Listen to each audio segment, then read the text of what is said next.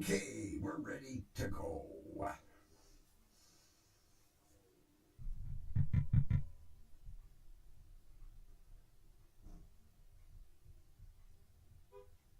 Okay. Earphones are a little bit too loud. Crank them down. That sounds better. Although maybe. Oh. Can't see the stupid lever here.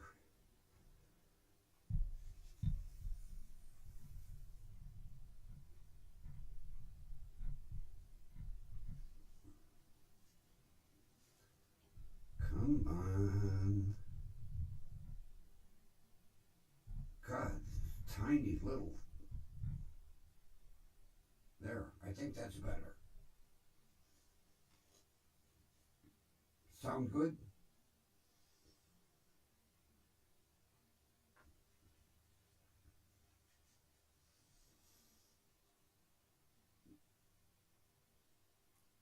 I can't win. Either the headphones are not loud enough or they're too loud. Let me see. 1, 2, 3, 4, 4, 3, 2, 1. Well, it's looking good on the audio meter. Hopefully it's loud enough for everybody else. It's good? Good. I'm using the white MXL. And this is the microphone that it's the only one that takes a battery. And it has an on-off switch. Now, the on-off switch, to me, doesn't do a damn thing. Well, I'll shut it off. And the microphone technically should be shut off. I'll turn it on.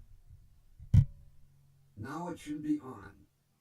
I don't know what the switch does. It says battery off, on. You know, even when I had this plugged in to the soundboard, the switch didn't do a damn thing. So I haven't the slightest idea why this thing has a battery and why it has an on-off switch. The Runbo's here! All right.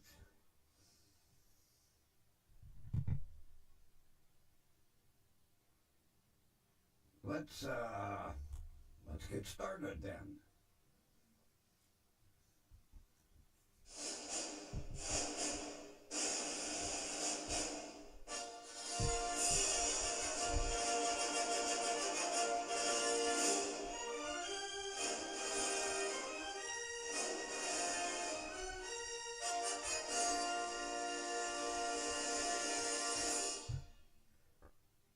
Broadcasting live from downtown Cleveland. It's station WDWL TV starring the grumpy old man.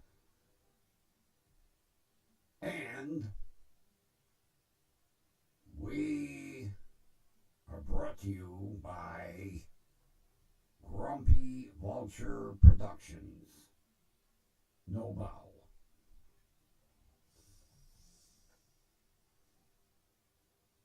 Kathy, I don't know. It didn't come with any instructions in the case. I suppose I could gargle MXL. Okay.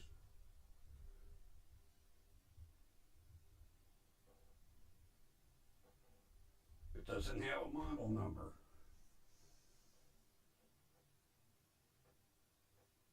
Although at the bottom it says DRK. DRK, DRK, DRK. I guess it's an MXL DRK. I'll have to gargle it. Although MXL makes about 9,000 microphones, if you go on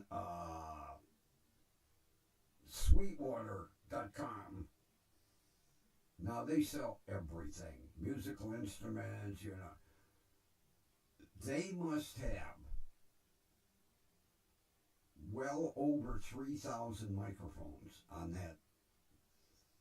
And it's amazing how many different microphones MXL makes. MXL must make well over 200 different microphones. So I'm surmising that since at the bottom it says DRK, it must be an MXL DRK.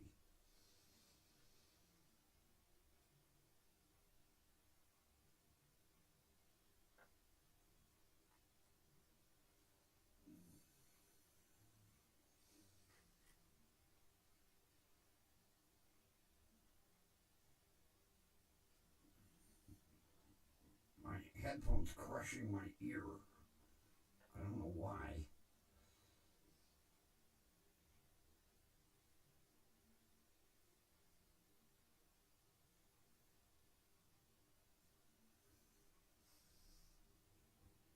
Well, it was a nice,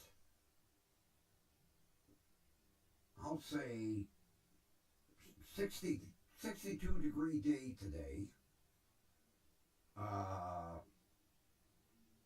Cloudy. It kept saying rain, rain, rain, rain, rain. Well, so far, no rain. Well, we had a little. It sprinkled for about 2 minutes. But I did get the light bar mounted on the Passat.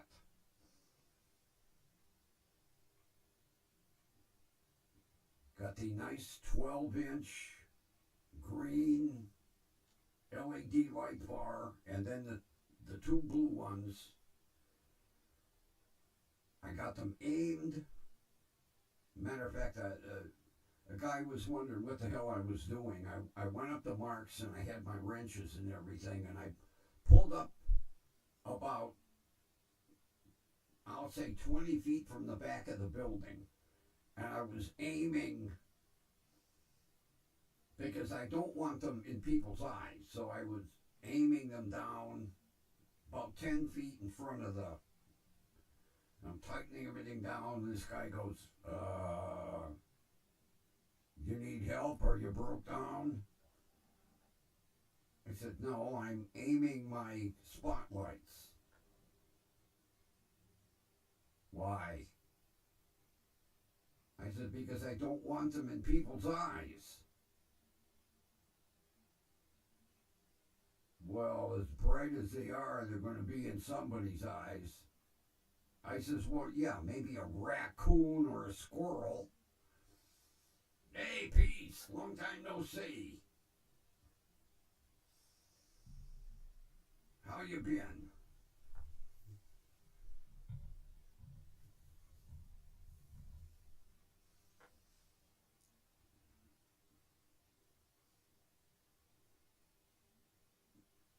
Of course, it wasn't, it wasn't dark yet. So, I don't know, maybe after the show I'll take a ride around the block and see what they're like. Now the big green light bar, it looks like it's hitting the road about 10 feet in front of me. It's hard to tell with the blue ones because they don't seem to bounce a beam like the lower one does. Although they're different wattage. The the small light bar is 100 watt, and then the blue ones are 40. So they're not going to throw a blinding beam of light. But everything's all on. I could have put both light bars on, but which I should have, because I can't mount a speaker until I have the other light bar on. So that has to wait until Wednesday. Tuesday I have to drive into Parma. I don't want any I don't want nothing to draw attention. And then Tuesday I have to go see Dr. Tai Chi, you know. Dr. Vargo, but I'm calling her Dr. Tai Chi because she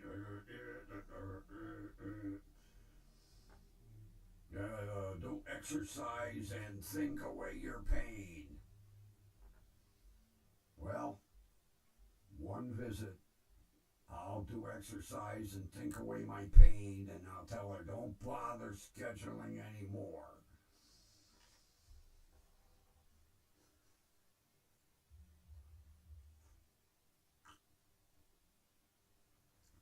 Although what really surprised me, just for the hell of it, I looked at her scheduling. She's out into the end of April 2026. I can't believe there's that many people doing Tai Chi.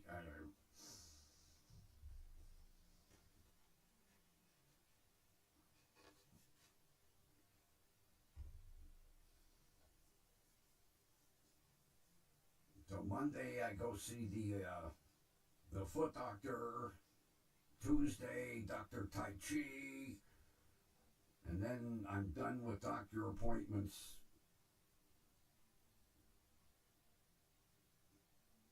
for I think 2 weeks.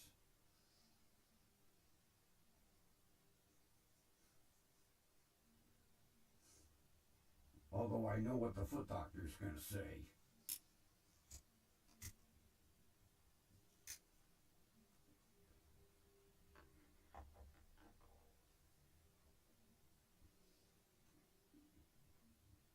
I know he's going to ask me, you want to schedule this surgery as soon as possible? I'm like, well, let me think about it.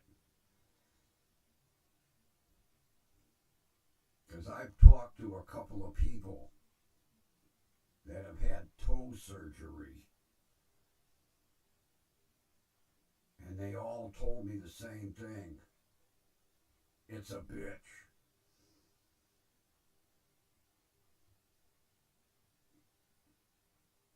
Matter of fact, my buddy's wife said, well, mine they have to straighten, which I think the way they straighten it is they break it. She crushed her big toe, and they had to go in and delicately put the bones back together. And she said it was the worst pain she ever had in her life. And then my buddy's brother said he had the same problem as me. You know, his toe just decided to go,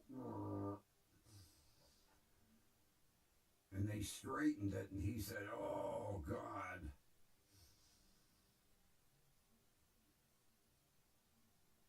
I didn't want to ask him what the procedure was. Ron, you must have the most squeamish stomach of anyone I know. God, the other night I was talking about that poor guy on Tail of the Dragon.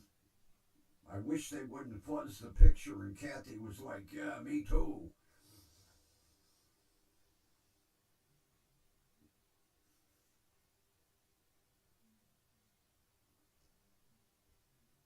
I think Kathy and I could sit and watch an autopsy.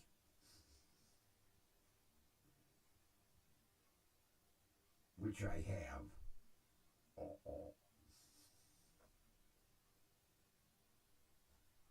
5 times.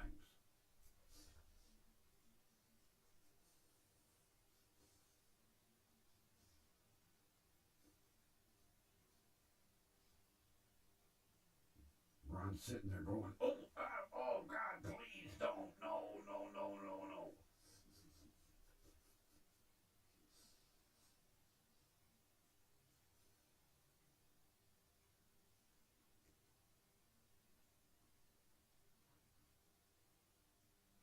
Gee, there was an article this morning. I'm trying to think, was it in the 80s?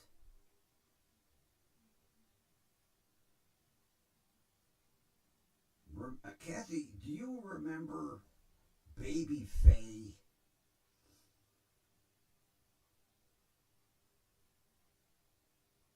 That was the baby that was born. She was a preemie, and she had an underdeveloped heart.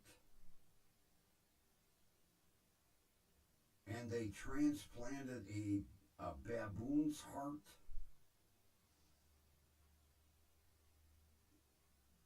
She only lived for a month, but it was like groundbreaking. That was when PETA came out and went, cruelty to animals.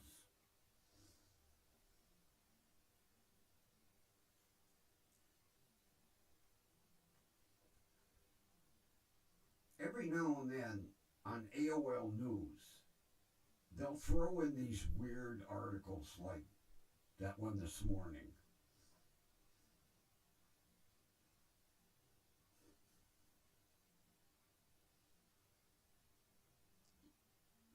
It, it, I don't know if it was like the anniversary. The article didn't go into a lot of detail as to why they were running that article. But I remember, oh God, it was on every news station, every magazine, every newspaper. And then you had the pro people and you had the con people. Because I remember all the animal rights people were picketing the hospital. I think I need a booty. I think I need to put the booty on. Much as I hate these things.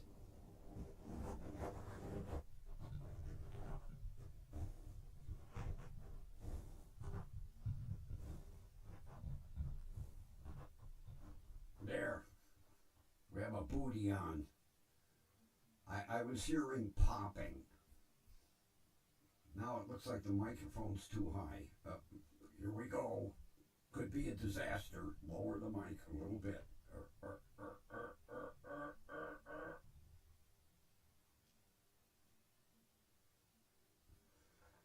Now watch. Any second now it'll go like yesterday. Oh, Jesus. 6:59 and 58 seconds. The microphone just decided to go. It wasn't ready for broadcast.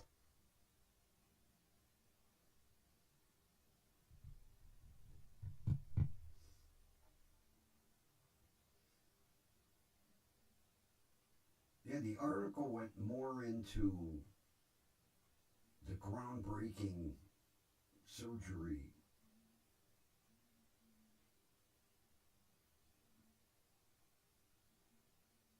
But when I started to read that, I remembered it like it was yesterday.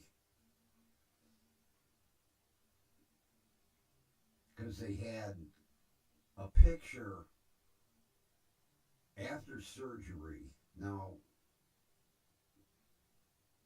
I won't go into detail, but she had a grin on her face. And she looked so cute.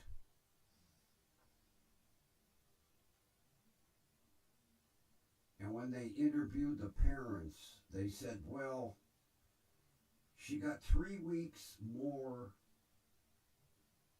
than what she would have had. But unfortunately, there were no baby hearts that were a match.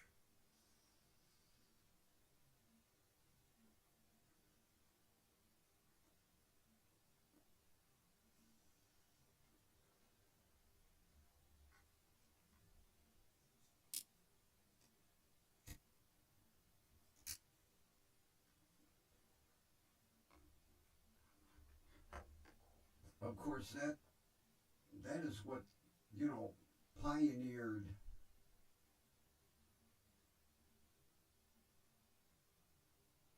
the heart valve surgery, like Robin Williams. He had a cow valve. They put a cow valve in his heart. And he did fine. Well, until he decided to take a dirt nap.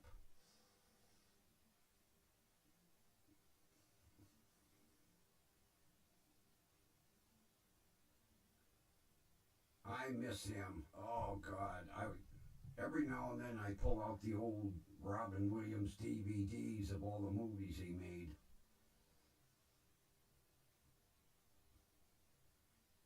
And his when he was touring.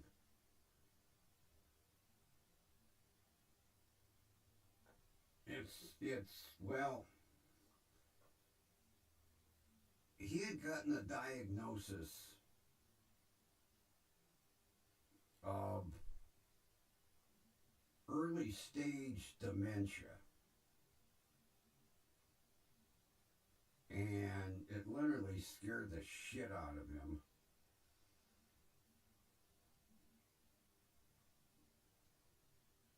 And he went into a real deep depression because his wife was saying there were days he would never even get out of bed.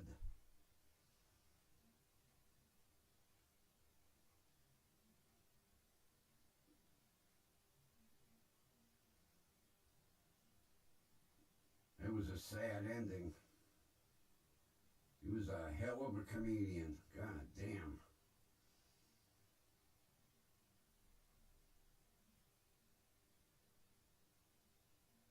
When he was doing the voiceover for, oh God, what was the movie? He was the genie. I can't remember the name of the movie. He was the genie in the movie. And they said he did like 58 different voices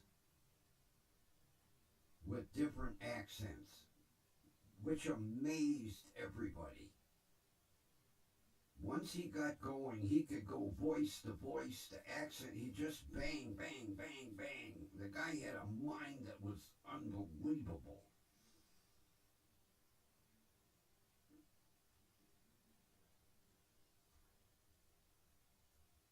Aladdin, okay. I knew somebody'd come up with it. sucks to get old. Yeah, they said he did 58 different voices, which really gave the editor a headache because they didn't know which ones to cut out, which ones to use.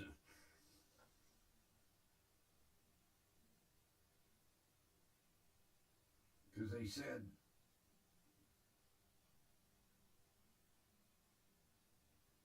the volume's low. Well, maybe it's because of the booty.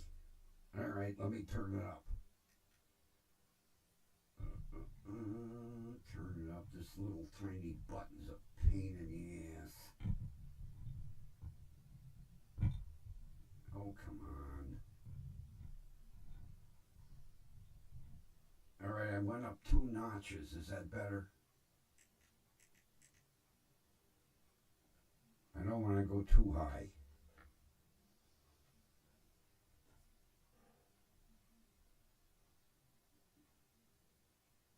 Two notches. If I go up too high, I'll get feedback, and then I'll really have a problem. See, that's part of the problem when you switch microphones. Each microphone has a different calibration, and like this one is mainly made for using it with a mixer. Now Rudy's saying he can't hear me. Did I lose the mic completely? I'm showing audio on my. I'm looking at my desktop audio, and I'm definitely. Well, let me go up another notch. I have to turn the damn light on in order to see this stupid button.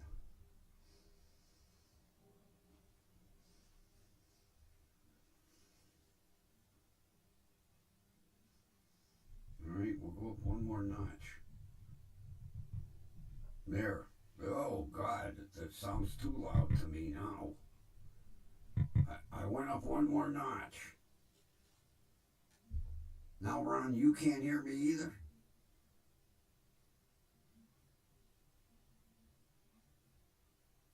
Oh, this is getting ridiculous.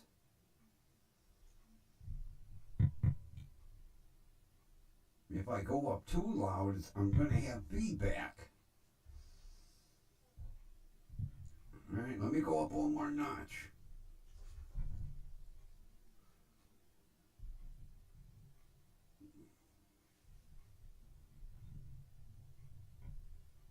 Oh boy, if I go up too much, higher, we're going to have nasty feedback. You really having a problem hearing me?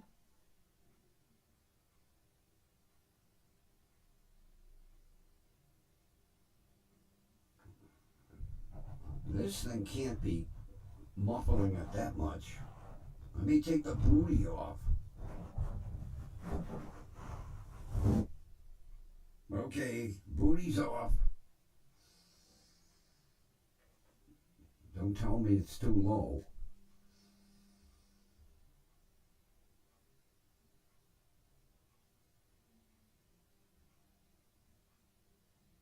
If I go up all the way to high, I'm gonna have feedback in my headphones.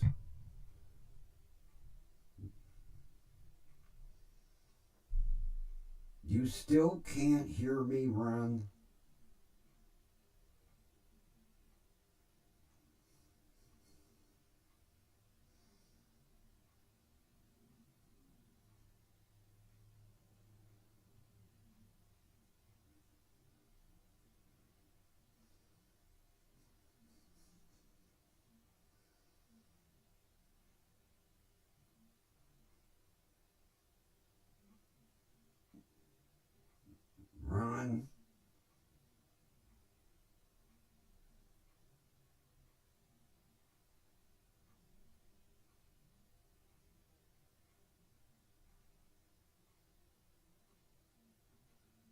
Your sound is fine.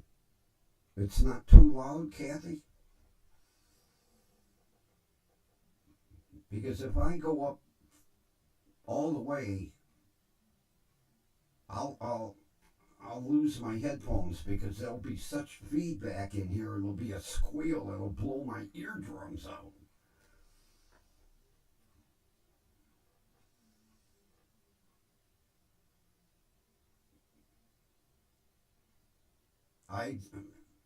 Maybe it's what you're listening on, Ron. Kathy said her sound is fine. And you're saying it's subdued.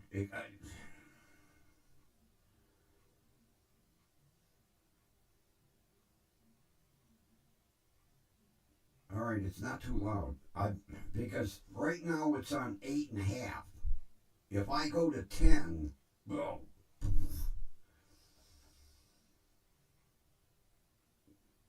I guess it's going to be one night for this microphone. I just kind of like the idea of switching off.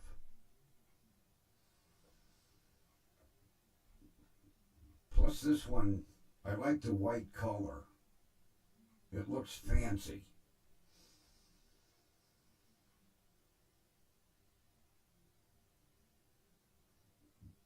But like I say, I've got the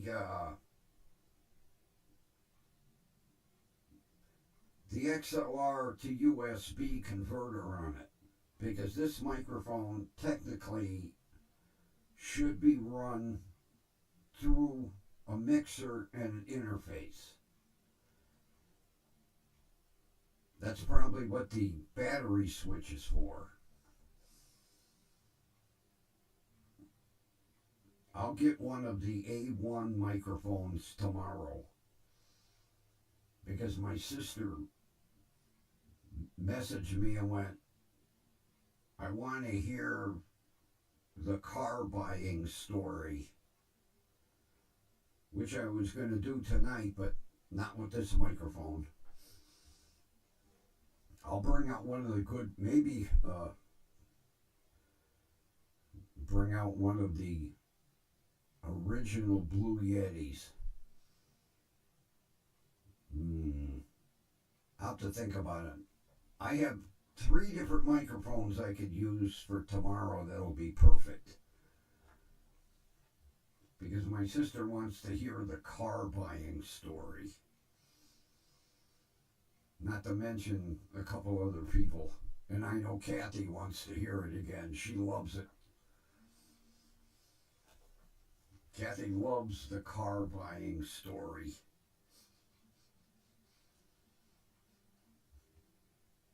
So do I. I get a kick out of it because I can just close my eyes and visualize my grandmother and grandfather sitting in that showroom. And my grandmother clutching her purse like somebody's going to steal it.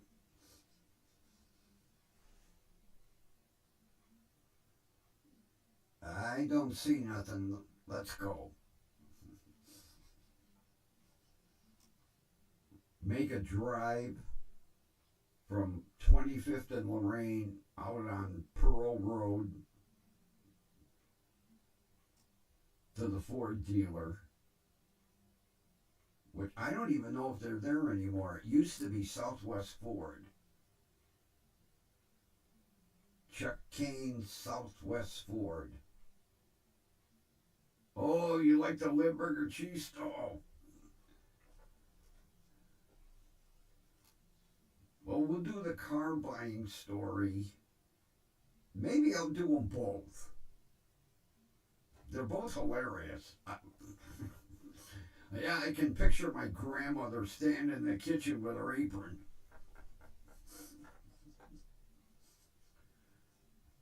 "25 degrees outside, every window in the house open."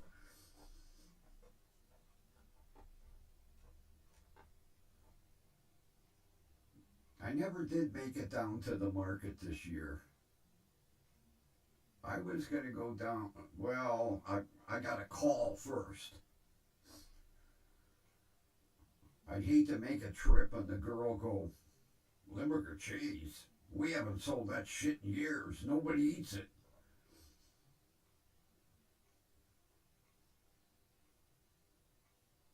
Although I'll tell you what,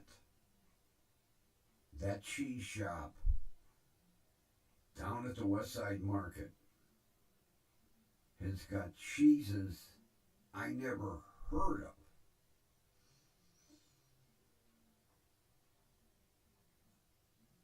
They had one. Now, we're going back to 1970. I remember it was at the corner of the showcase. It was the moldiest looking shit. Matter of fact, I said to her, I goes, when you gonna throw that moldy hunk of cheese out? And she goes, the moldier it gets, the better it tastes. And I can't remember what name it was, but she sliced a chunk and then she trimmed the mold off, and it was a real creamy cheese and strong. Oh God, was it I mean, I like, super sharp cheddar. This stuff was really sharp cheese. But I can't remember the name of it, but it was a creamy cheese. It's almost like a brie. And I love brie cheese. I can't afford it anymore, but I love it.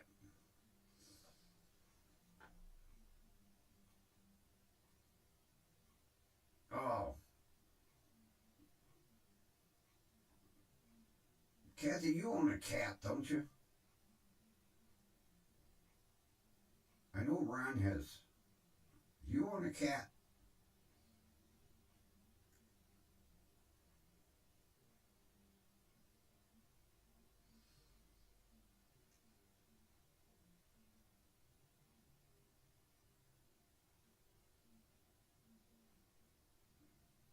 I go in today to Mark's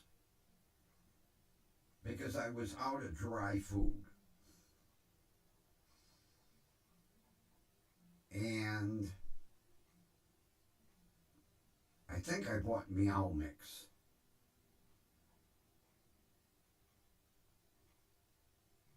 Oh, you're allergic to cats. Okay, I thought you had a cat. I know Ron does. So, I'm pretty sure it was Meow Mix. And I see this one, Gravy Centers. I'm thinking, well, boots are like this. Every bite, gravy. So, I pick up the bag, I put it in the basket, and as I'm waiting for the people in front of me to check out, I happen to look at the bag.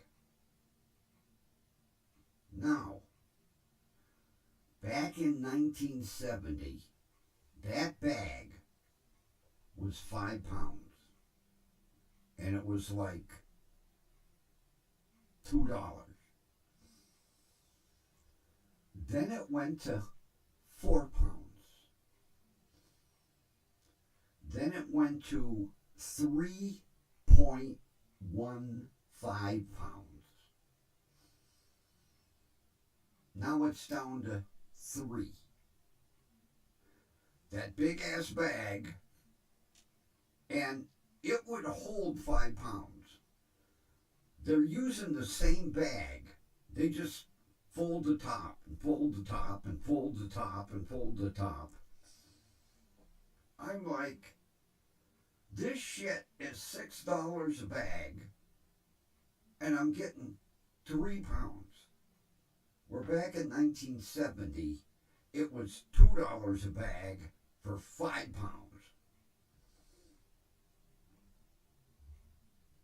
I'm like, when did they kick the 0.15 pounds out? The last bag I bought was 3.15 pounds. This bag, 3.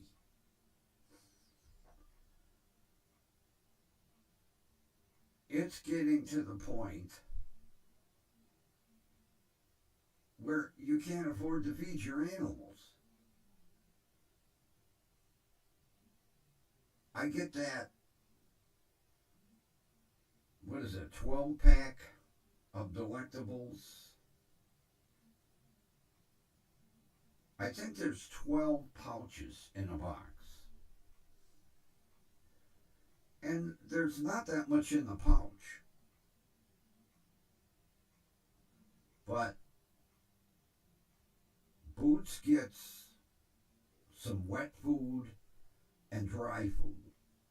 Plus, I'm very thankful that the cat loves water. That little box with 12 pouches is $13. Now it lasts me 12 days.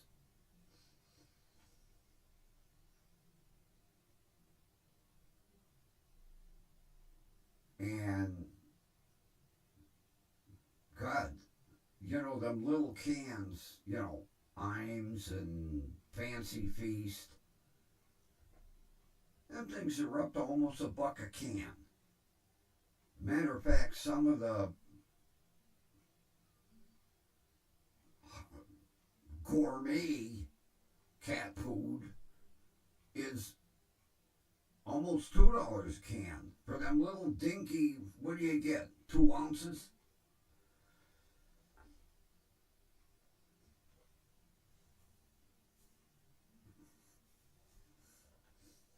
But, Ron, when I was young,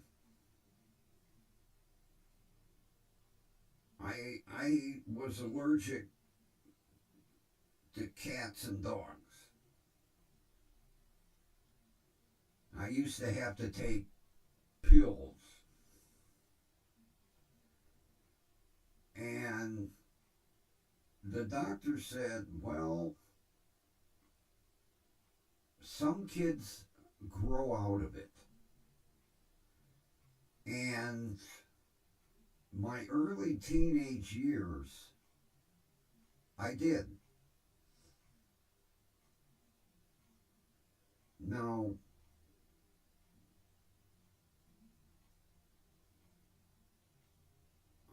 I'm not around dogs, so I don't know if a dog would bother me, but cats, no more. No allergy whatsoever. Although I still have goddamn hay fever every year. Although this year I lucked out.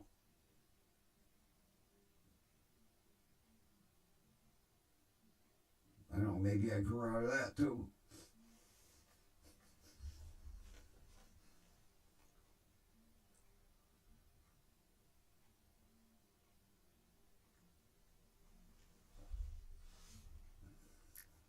Good coffee. But it's,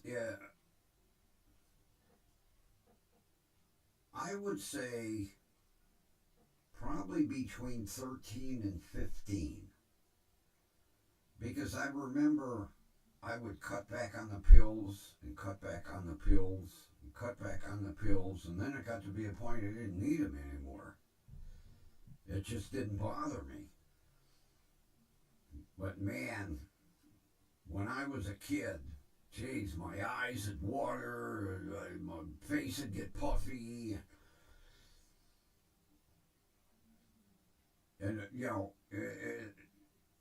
I'm having an allergy attack and the cat wanted to sleep on me,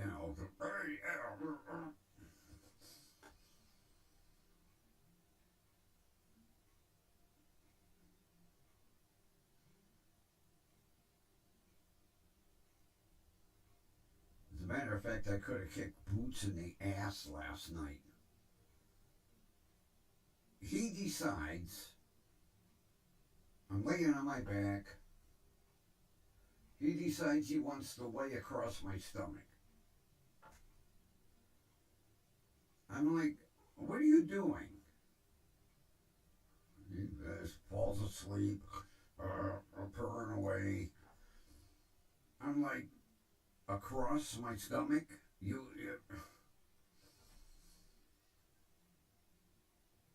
Finally, I turned over and I pissed him off, and he lay down next to me.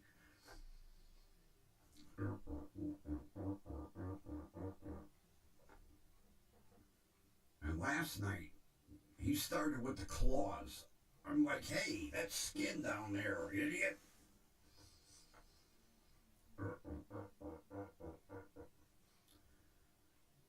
And it's amazing the intense look on his face.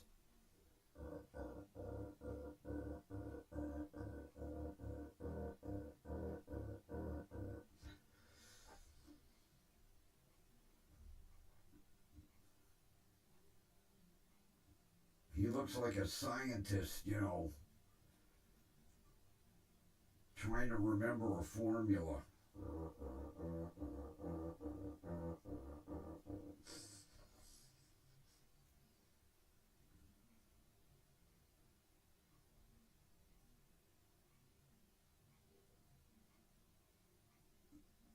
And then he gets up and he goes out in the kitchen, and I know what he's going out in the kitchen for. A little nibble, a little more, like he needs more food.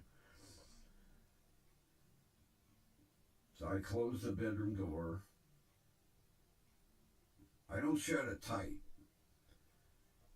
And he comes through that door like gangbusters. He must jump at that fucking door. Door swings open, bangs a wall. He bounds up in bed, and it never fails. He has to land right on my crotch. Oh! Get comfy already. Jesus.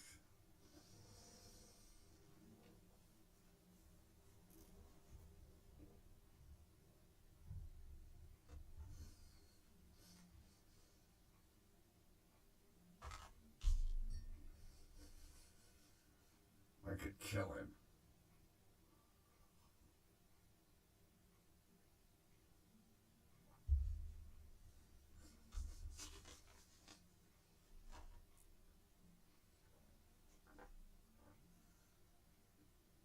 Yeah, I was thinking today of all of the foods that I miss. Uh-oh. Uh-oh. I plugged the charger in, the tablet's starting to go haywire.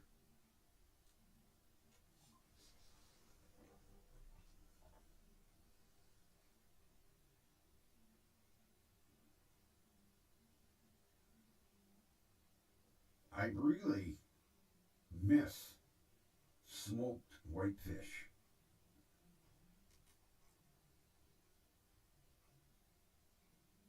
I just, no store around here carries it whatsoever.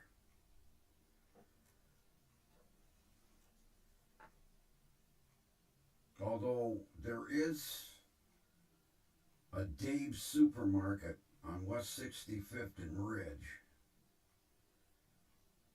Or Ridge. Yeah, Ridge and Denison. Ridge and Denison. I'm told they carry a shitload of ethnic food. So I guess I'm going to have to go there one day and see if they have smoked whitefish.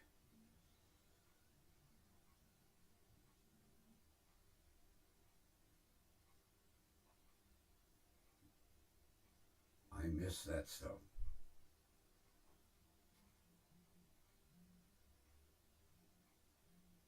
But I'm going to have to get down to the market I'm going to have to call the cheese shop and say, do you have Limburger cheese? Yes? Okay. And then maybe hope that one of the fish stands has smoked whitefish. And get the feast. The rye bread, the smoked whitefish, the pepperoni, and the Limburger cheese. And the onion. Onion. Can't forget the onion.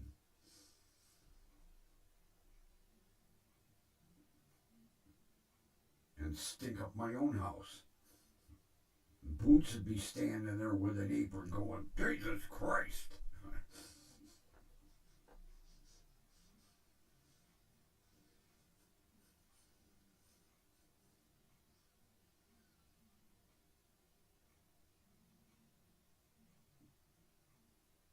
Oh, I was reading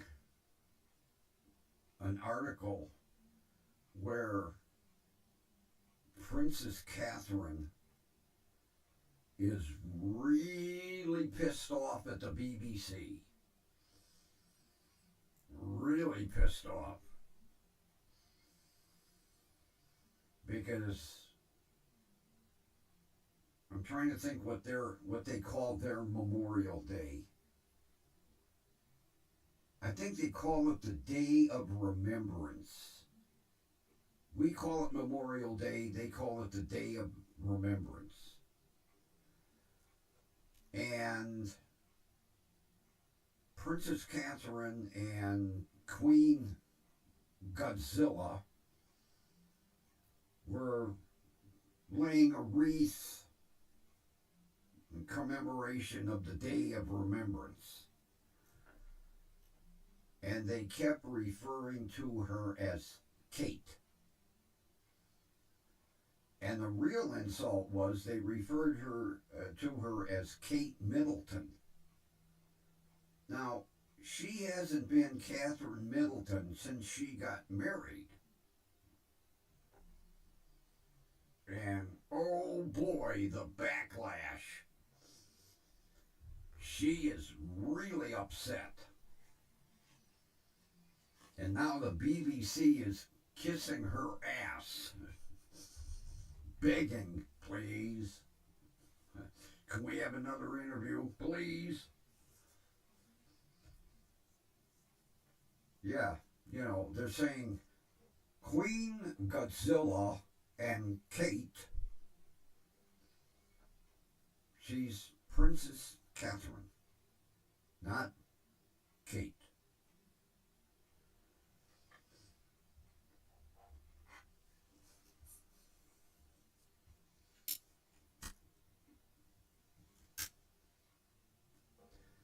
And over in London, or England, I should say, the last thing you want to do is piss off the royals. It's almost like asking Trump about the Epstein files. Oh, I'll tell you what. If a reporter asks a question he doesn't like, he goes ballistic. He told one reporter, you have hate in your heart. You're a lousy reporter. You have hate in your heart. The reporter's like,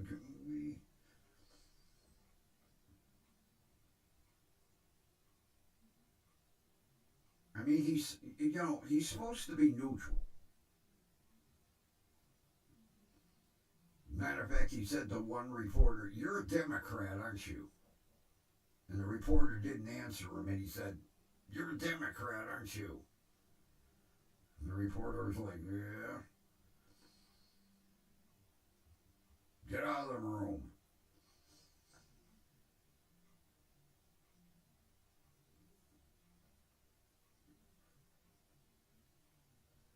Somebody needs to tell him he's not king or emperor.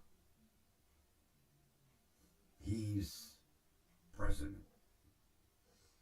And we got him for 3 more years.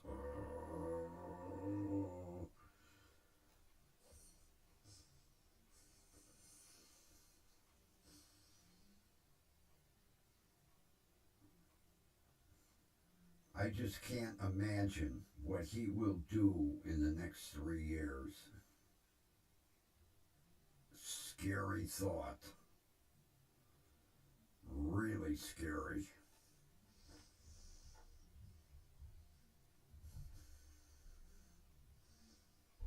Although it really pisses me off, them Democrats that jump ship and voted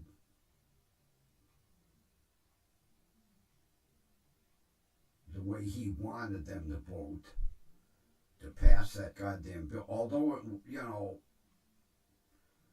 over a month,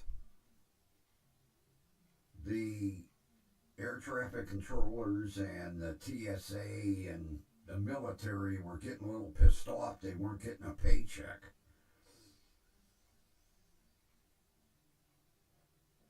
Although I haven't heard, have they reinstated the SNAP cards?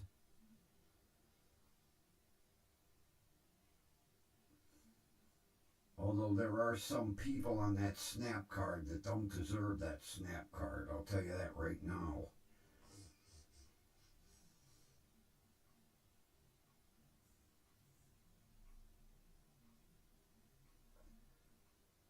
That's like I went ballistic on somebody today up at Mark's.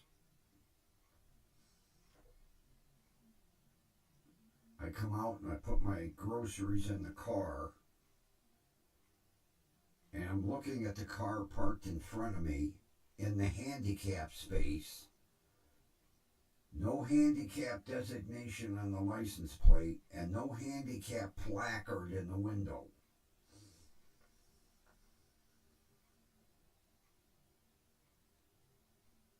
So when the guy came out,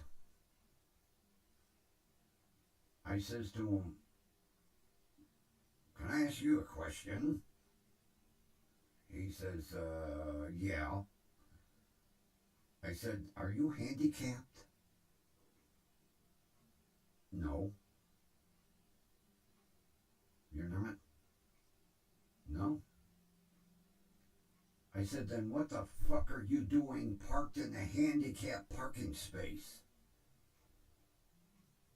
I didn't even pay attention." I said, "You didn't pay attention? There's a sign right in front of your car, 8 by 12, with a handicap symbol in blue and white. You weren't paying attention?" And I says, "If you back up, there's a handicap symbol under your car."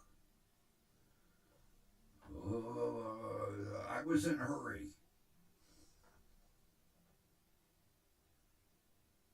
I said, "If you'd have pulled forward another foot, you'd have hit the sign."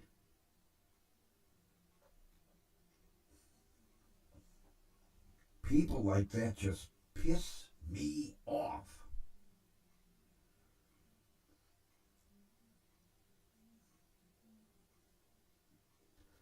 Matter of fact, I kind of pissed off my one doctor when I said, "I think when you're writing prescriptions, you ask the people, oh, by the way, do you want a handicap parking permit? I'll write one out for you right now." I said, "You guys give them things away like there's nothing to them." "Yeah, here's one. Your handicap parking permit for you, one for you, and one for everybody gets a handicap parking permit."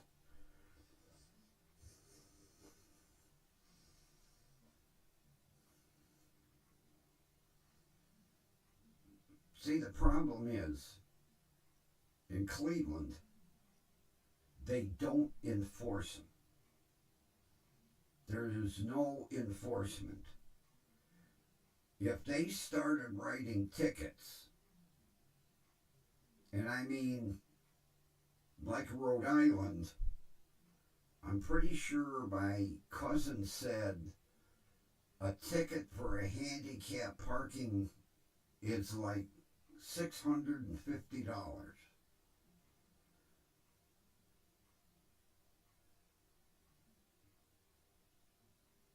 And somewhere else I heard 1,000. That would stop people from parking in handicap spots. If they got a ticket for $650,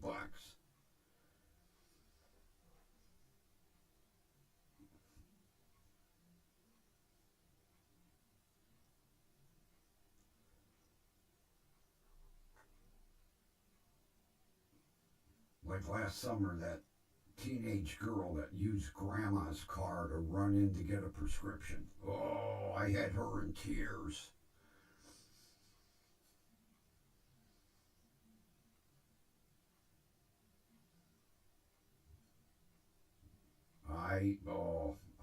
I was mean and nasty. I didn't care. She's standing there crying her eyes out. Grandma told me, tell Grandma that's for Grandma, not for you. Okay, okay, okay.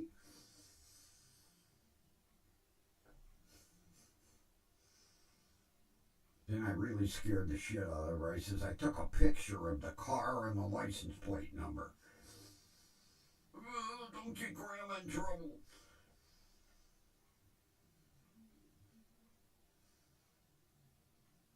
But see, there's no enforcement. That's the people don't give a shit. You could park a dump truck in a handicap parking space and you won't get a ticket.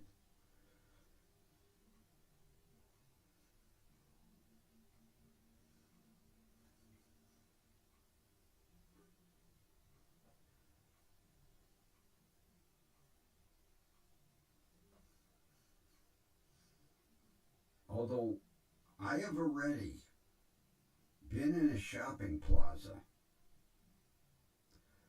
where the handicap spaces are at the far end of the aisle, not by the front door.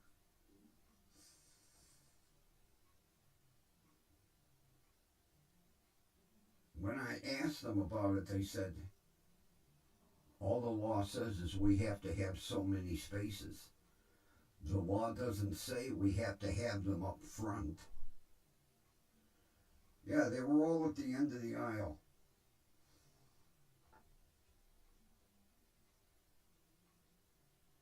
I want, I want, I wish I had taken a picture and turned it into the state, see what they had to say. Although I've never read the parking space law.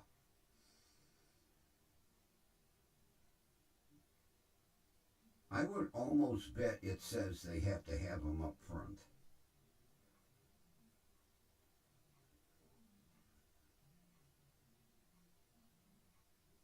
Now I know like the Walgreens down on Cam's Corners, they have 6 or 8 right in the front of the drugstore.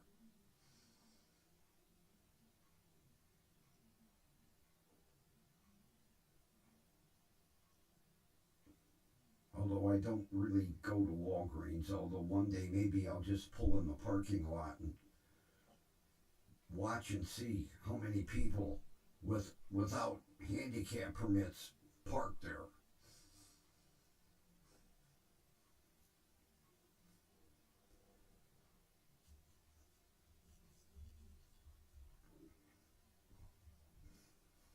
That was like, oh, it's got to be 2 summers ago. There was a car in a handicap spot with no designation whatsoever, and I decided to sit and wait. And this woman come out on crutches,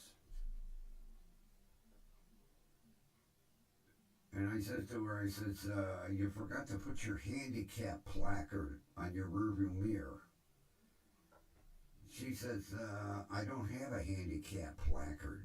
I says, well, what are you parked here for? Well, I'm handicapped. I broke my toe. Toe! Oh, I went ballistic on her, too.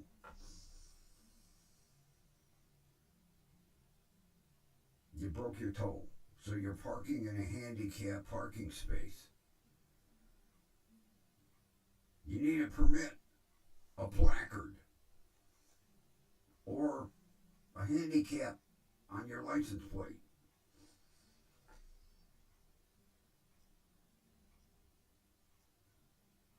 Like I have. It's right on the license plate.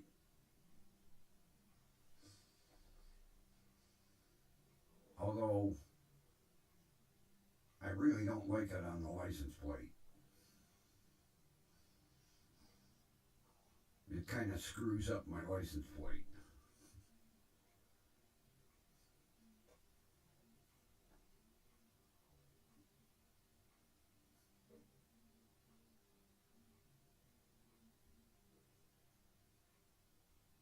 Matter of fact, I didn't even order it that way.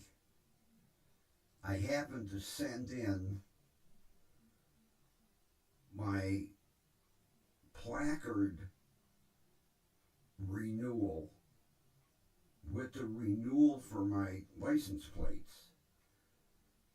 And that year, Ohio changed to a new style license plate. So I get my placard, and then I get the plate. And I called the BMV and I said, I didn't order this. And she said, well,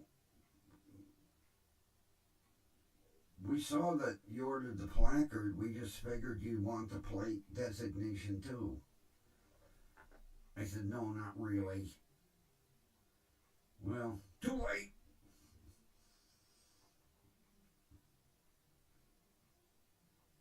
Although I think next year will be the last year for that style.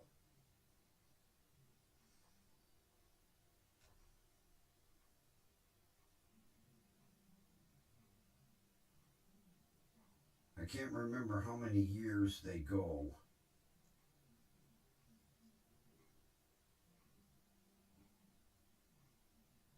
Because mine are the old red, white, and blue plates.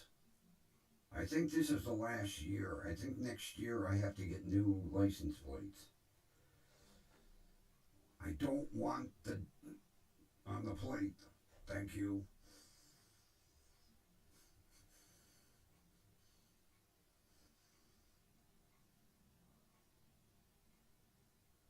Gee, you know, Kathy, since the accident, I have not seen the white Dodge Charger at all.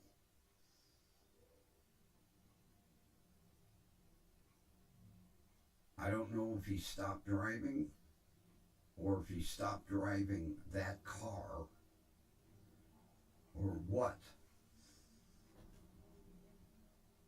But it has not been back since.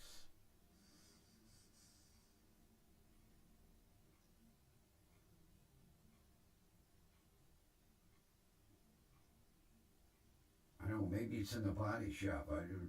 That could be a thing too. I never did get to see how bad the damage was on his car. But with no insurance, I don't think he took it to a body shop. But I haven't seen the car. Hasn't been around. Nobody's seen it in the neighborhood. The guy lives in the neighborhood. The car disappeared.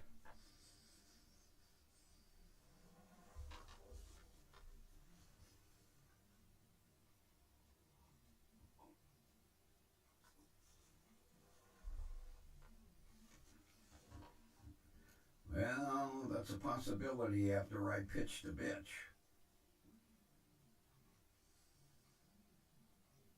I said, when I told the district commander, I said, Your guy searched that car, had all four doors open, hood open, trunk open, and then they let his girlfriend drive it away?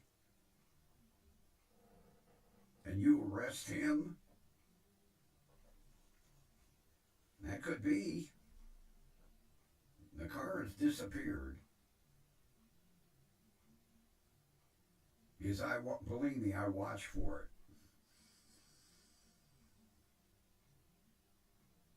Matter of fact, I have to call the zone commander and say, hey, you put a car out here one day for 3 hours and that's it?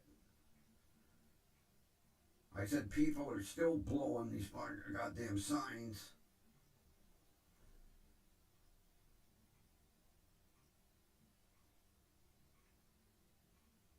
I know I'll get the bullshit, well, we're short-handed. We can't afford to have a car sit out there for 8 hours. Well, gee, if it's making money, I'll have to look up and see how much a stop sign ticket is in Cleveland. Maybe it's not even worth their while to write them.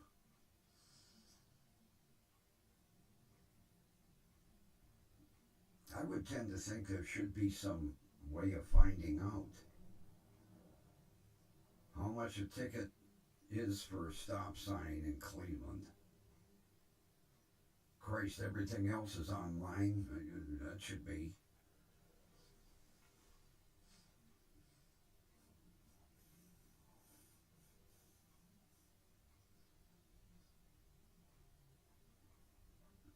Yeah, I watched an interrogation last night.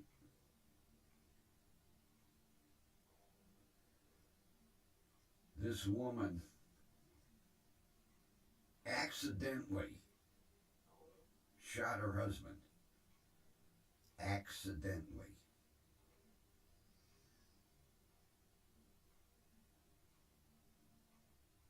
She got him right in the forehead.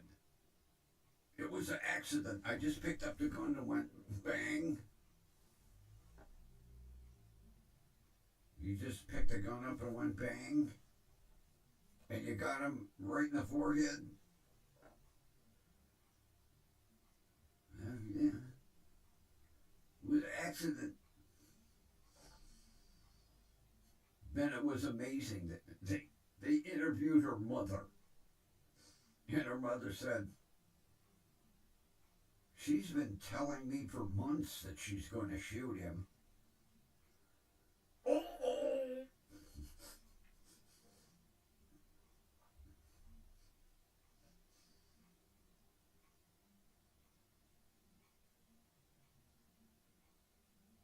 Then what made it worse, her and her son loaded him up in the back of the pickup truck and took him to the self-storage.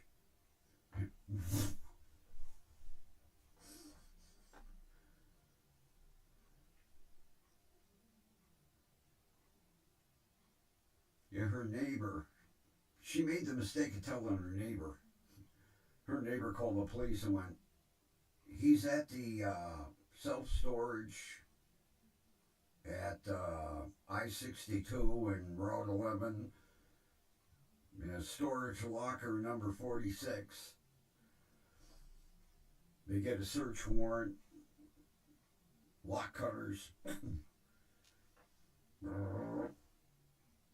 Uh-oh, look what we found.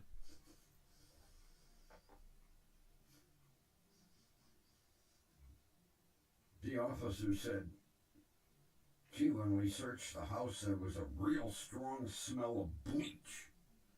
Boy, there's a dead giveaway. Yeah, she loaded him up, took him to the self-storage.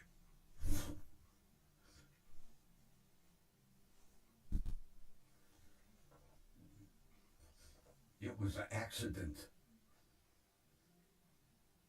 He was coming at me and I just picked up the gun. Boom!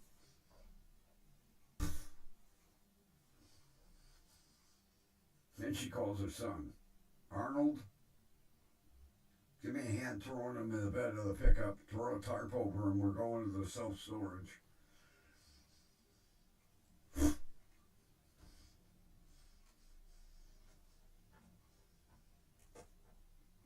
Needless to say, it only took a jury like 35 minutes to convict her. She's standing in court going, guilty? What do you mean guilty? It was an accident. She turned to the jury and went, it was an accident. The jury was just sitting there going, yeah, right. Mm-hmm.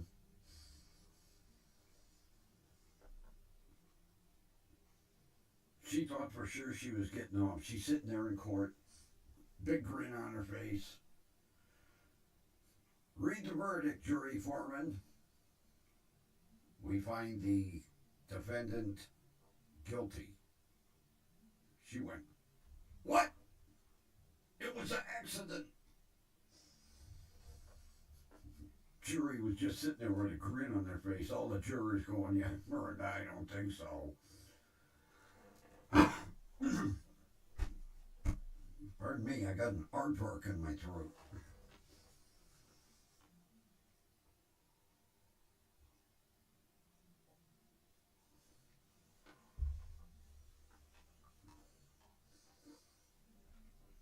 Boy, I timed it just right today at Mark's.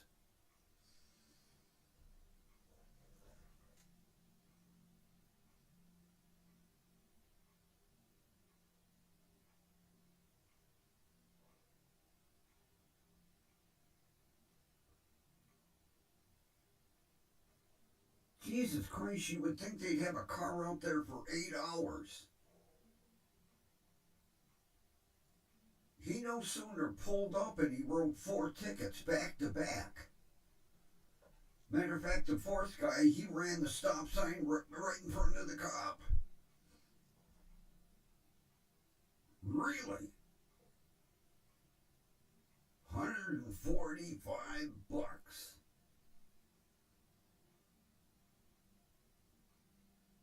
Yeah, I know points because it's a moving violation. You would. Oh, wait till I call the zone commander Monday. Hello, Officer Adams. Yes, Mr. Grumpy. Where's my traffic car?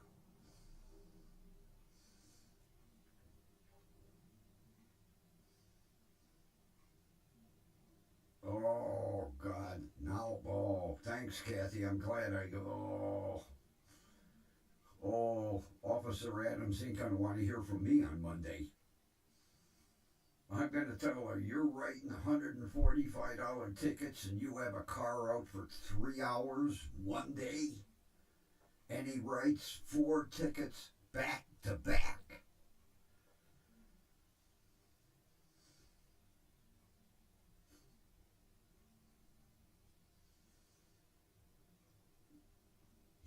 You know, Kathy, he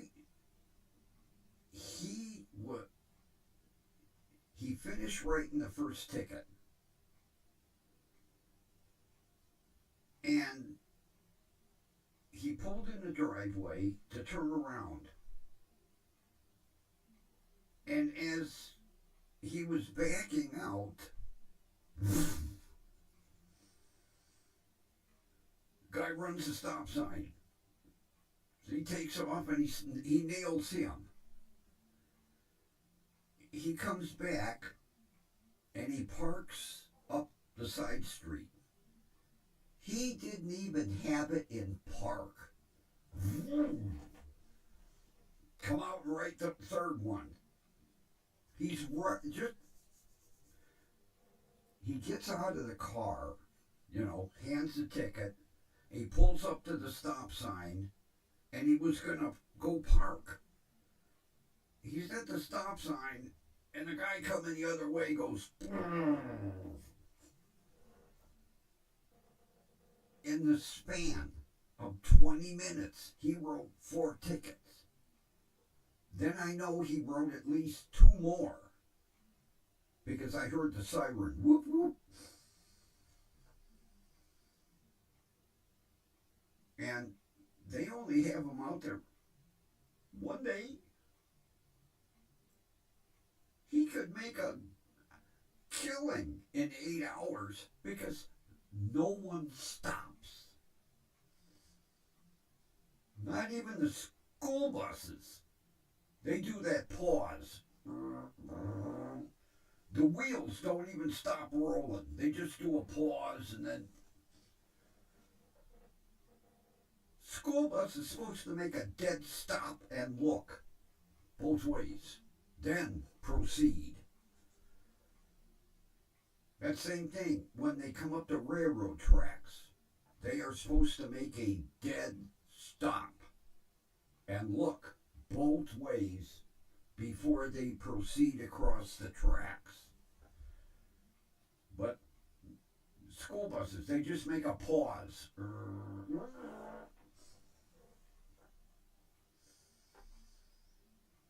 God damn. They could make a killing out here. Can you imagine if he wrote a ticket, let's say every 15 minutes for 8 hours, and no warnings, tickets? He'd make a killing because people in this neighborhood act like those two stop signs don't exist. They just blow right through them.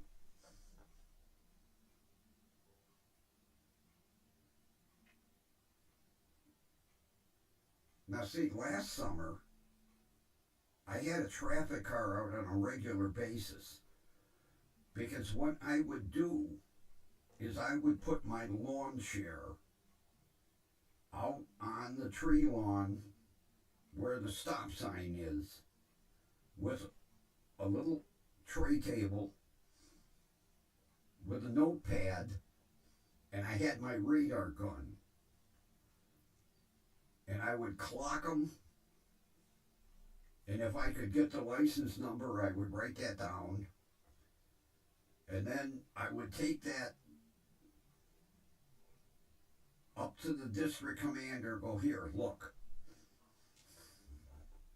how many cars blew the stop sign, look at the speed they're coming down the street. And last summer I got some results. But see, this summer I didn't do that. But they're all rarely does anybody come to a complete stop. Rarely. And most people, they act like they're not even there. Just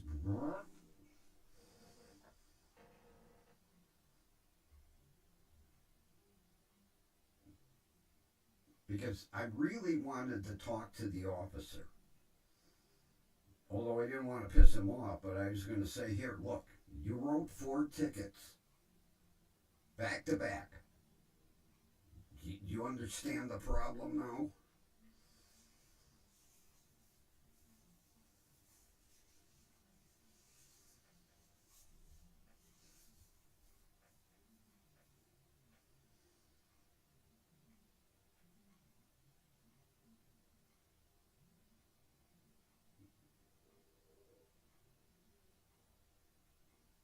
Oh, I didn't know all that. I know that they had to come to a dead stop and look both ways. I didn't realize they had to open the door. Man. Although, hey, railroad tracks are dangerous. You definitely, got to have everybody's attention. Everybody listen. Because I know in a lot of areas there are double sets of tracks. And a lot of times one train will finish going through and another one's coming the other way.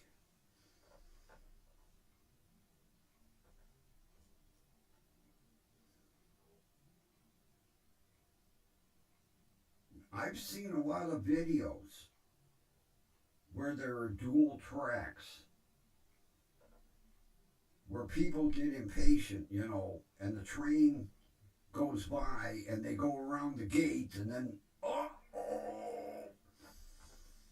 train always wins.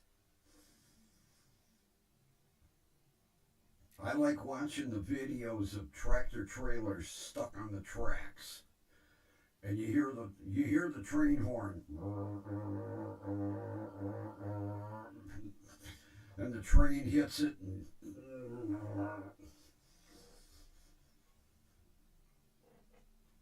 most of the time it's the damn dolly wheels on the trailer that get stuck. There are several YouTube videos of nothing but trains hitting semis. There was one that it hit an Amazon trailer and packages went everywhere. It was a package explosion.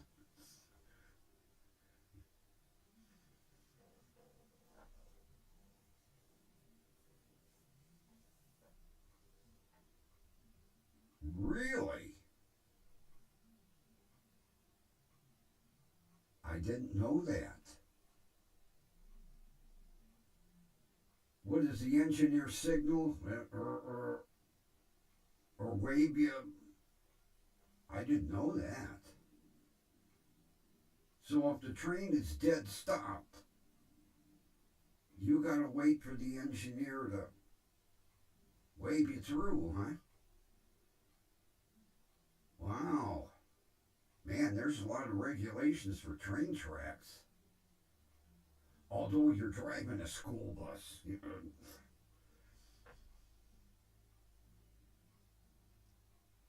I didn't know that.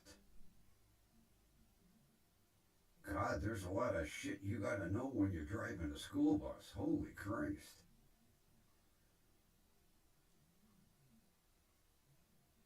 Because I know, like, up on Emery, when they're switching out rail cars for the box factory, sometime the engine will be like 10, 15 feet from the crossing, just sitting there. And people, they just blow through.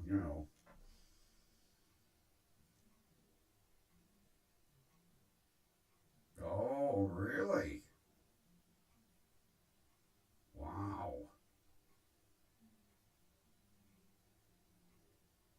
Amazing. I did not know that. Although, hey, you never know when that engineer's going to start that train. So the engineer literally says, yeah, you can cross.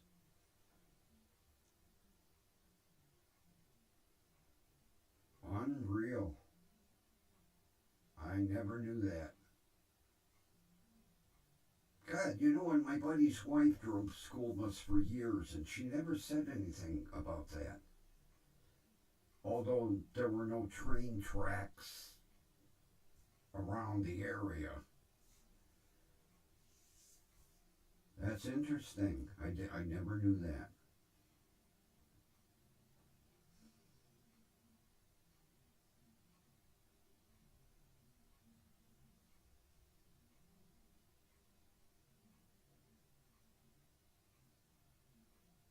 And as you cross the tracks, the engineer goes, she's driving the short bus. Just kidding.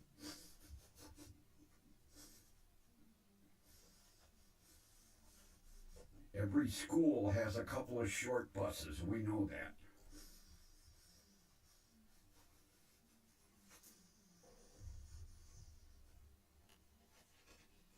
I don't know why they always said that special kids had to ride the short bus.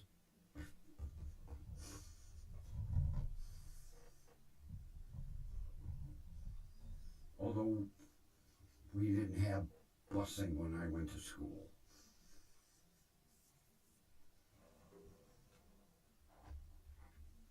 I was long gone before they had busing in Cleveland.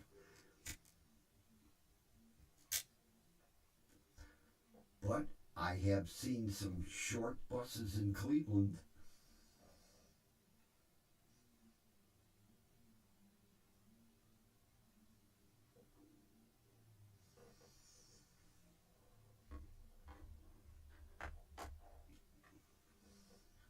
Oh, in Lakewood, they have dual tracks and Amtrak high balls through there all the time.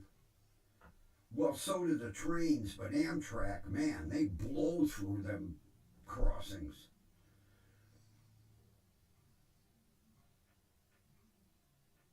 I like watching Amtrak come through.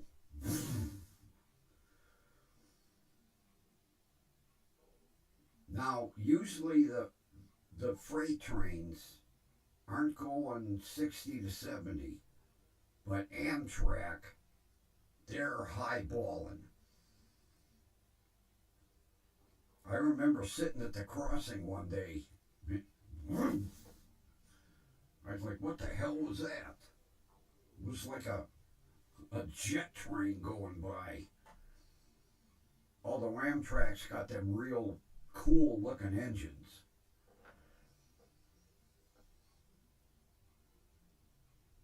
Really?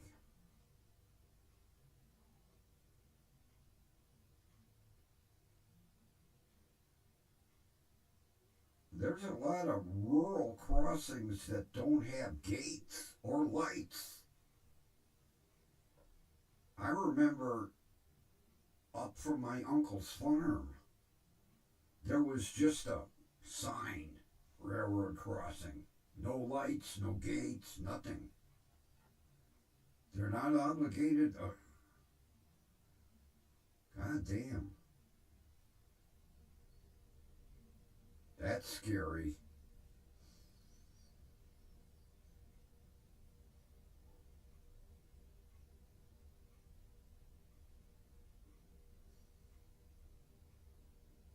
Unbelievable. What are they afraid they're gonna scare the cows?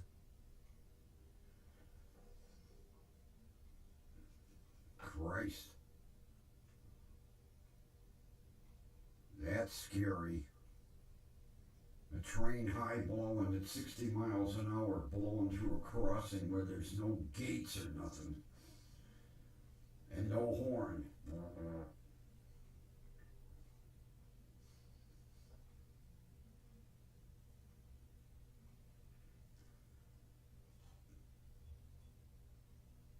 Every morning, Kathy,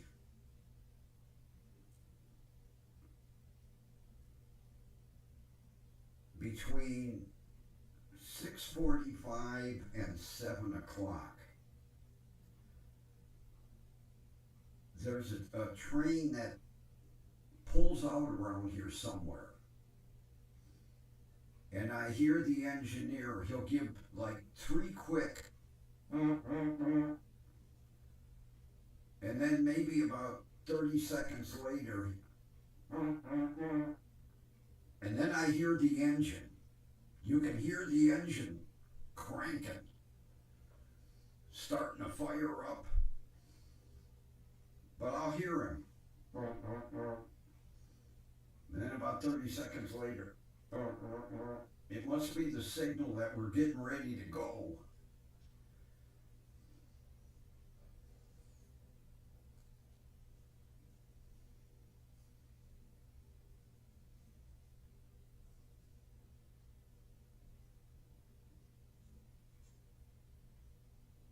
Holy shit. Man, what a crossing that was.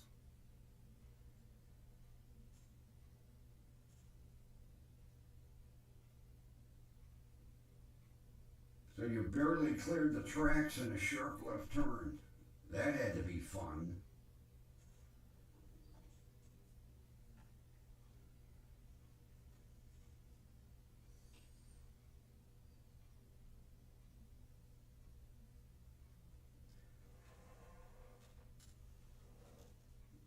I know in Lakewood there are multiple crossings because, matter of fact, I lived on one of the streets. The train tracks were like 4 houses from me.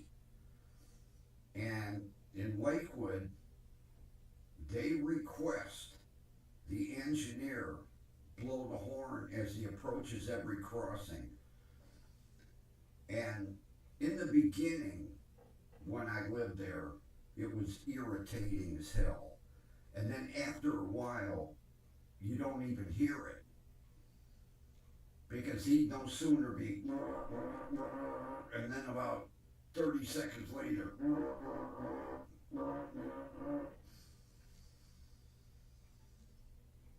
oh God, straight up the mountain on top of it. Jesus Christ, you're going from bad to worse.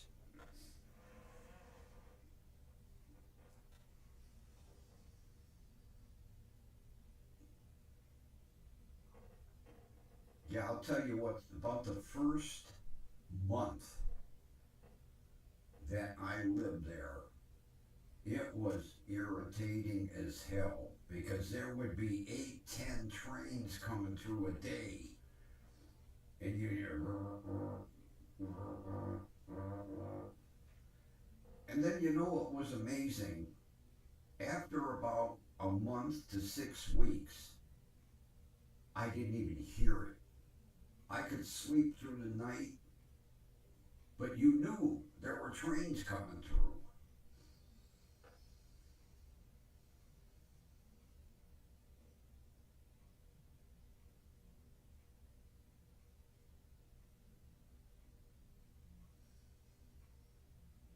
Really? Wow. That was a hell of a school route.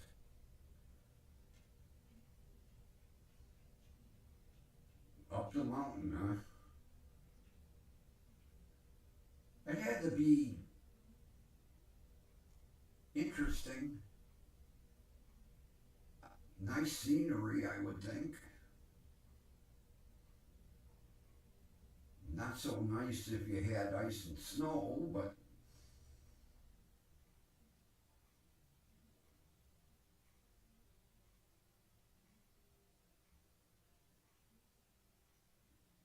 God, Kathy, how would you like to be a bus driver out in like Colorado and Wyoming where they have to put chains on the bus? And the driver has to chain the buses. That'd be a bitch.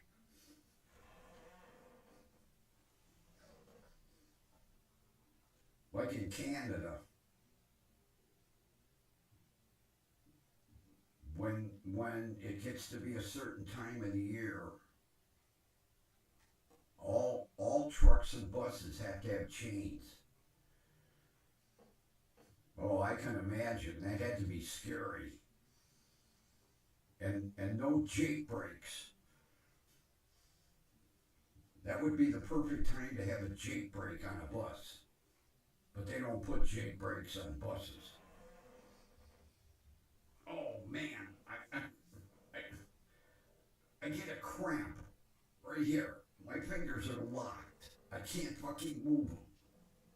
Oh God, does that hurt? Oh Jesus! Oh, oh, ow, ow, ow!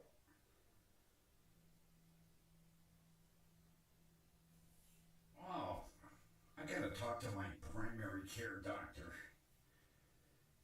Why this hand is doing this? Oh God! Oh, does that hurt? Oh,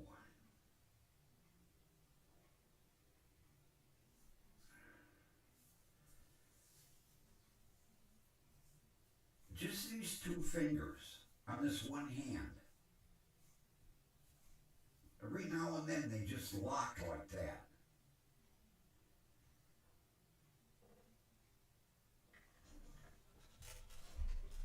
Oh,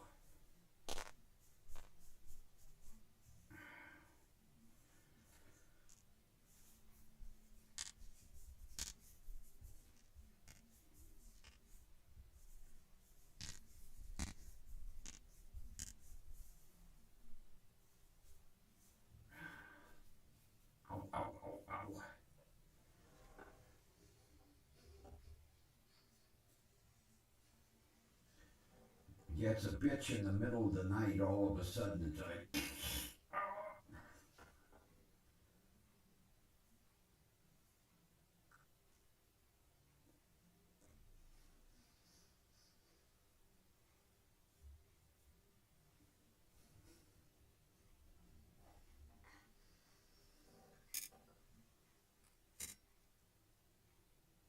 of course, all your school buses were automatics, weren't they? If you had a manual, you could at least gear down with an well, you could drop it in a low gear with an automatic, kind of use the transmission as a bit of an engine brake. Although maybe you're not allowed to do that. Don't blow up our transmissions.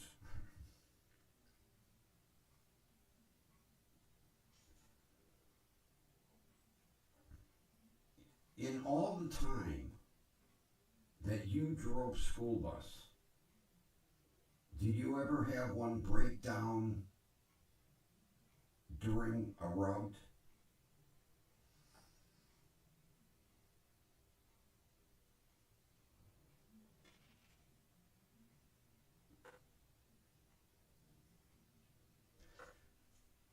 See, that's why I prefer a manual transmission, because you can gear down and use the engine and the transmission to slow you down, where with an automatic, not that easy. Never had a breakdown. Wow, were you lucky. Of course, I'm sure the buses were well maintained.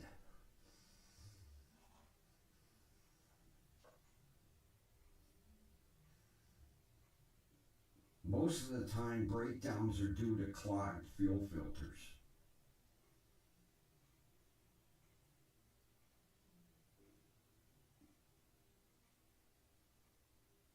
You know, that's where you get lazy mechanics. They're like, that fuel filter's all right, and then the bus is because they say most of the time,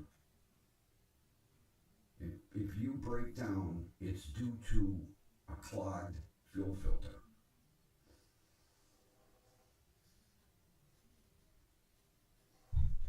Now, if you had a good mechanic, he would take a Sharpie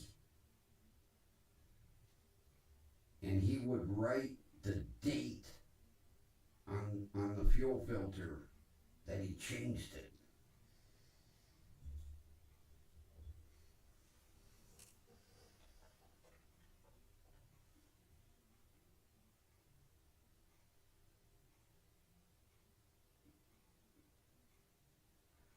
I learned that.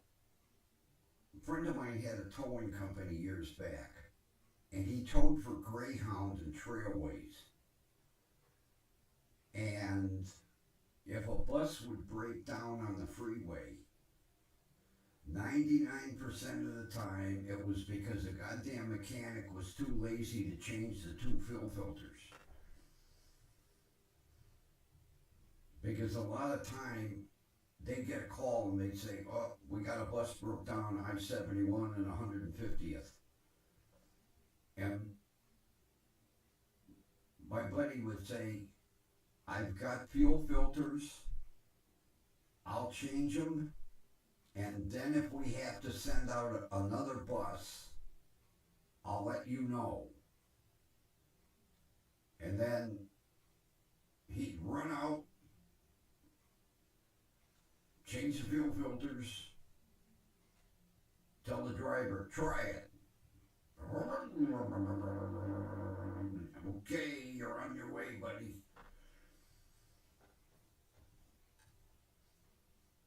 And then he'd take the two clogged fuel filters back to the Greyhound garage and go, here, this is why the bus broke down. And the mechanics were never too happy. But that's why they put two fuel filters on diesel engines. One is a pre-filter to catch the crap, and anything that gets by that filter gets caught in the second one.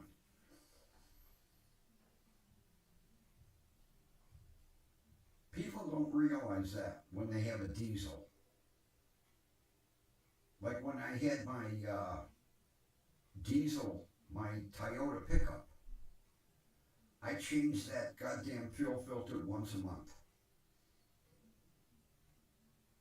whether it needed it or not, because I didn't want that thing to give me fits. Man, I miss that little thing. That was a rare truck. A Toyota with a diesel. Matter of fact, the guy moved from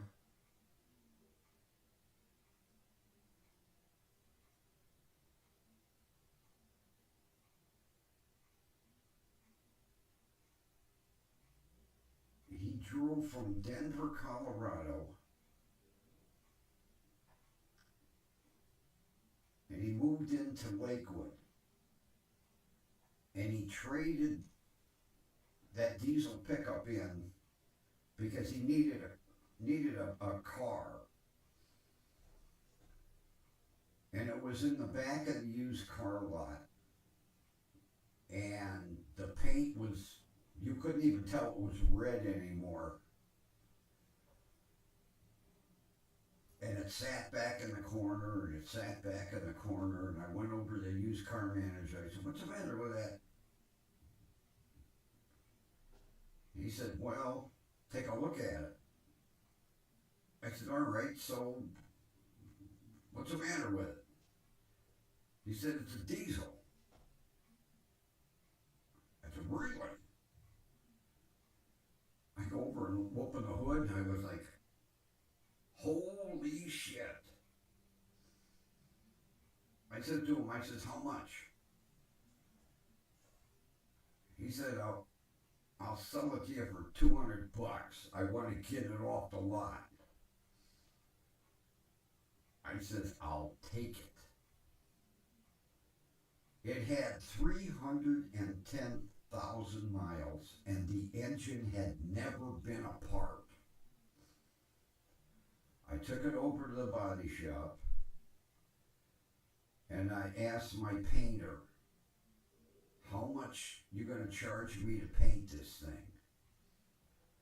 He said, "You buy the paint, and I'll paint it for $100.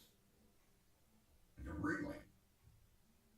He says, "Well, if you let me work on it during regular hours, fine with me."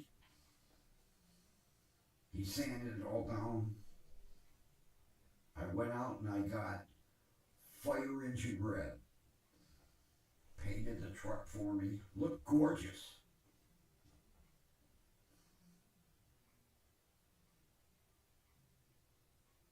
Then one of my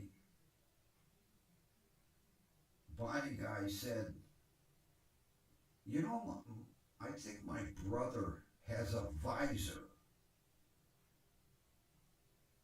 I'm going to see if he wants to sell it." So it was a real neat sun visor, like they put on the semis, and it had marker lights in it.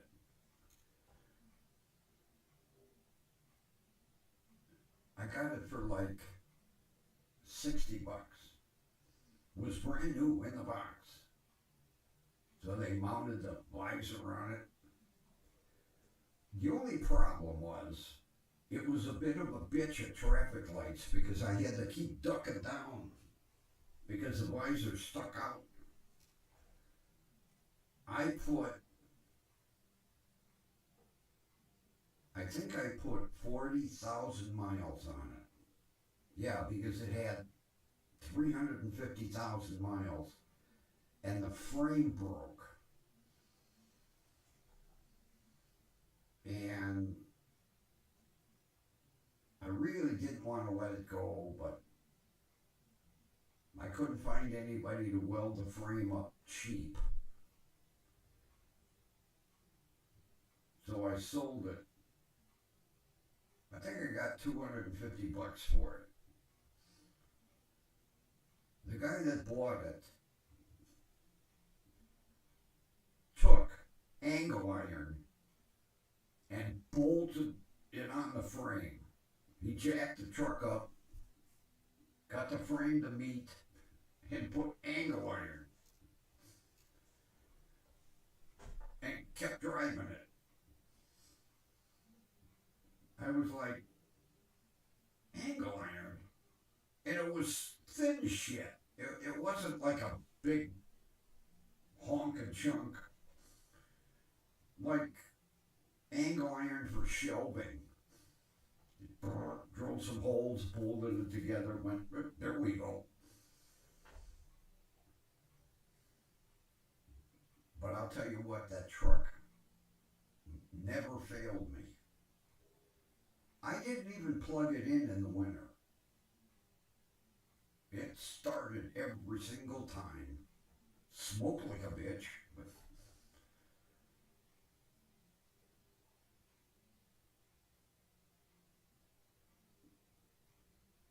oh yeah, Cleveland. All of Cleveland's buses are natural gas.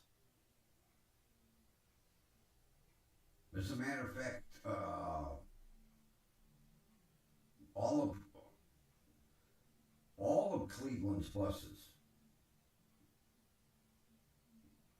are natural gas because they just got a new fleet of for RTA. They're all natural gas. They're diesels, but they run on natural gas. I don't know how the hell they do it. It's amazing. All right, Ronbo. Have a good evening, buddy. Yeah, the school buses are no.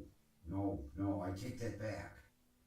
The school buses are diesel, regular diesel fuel.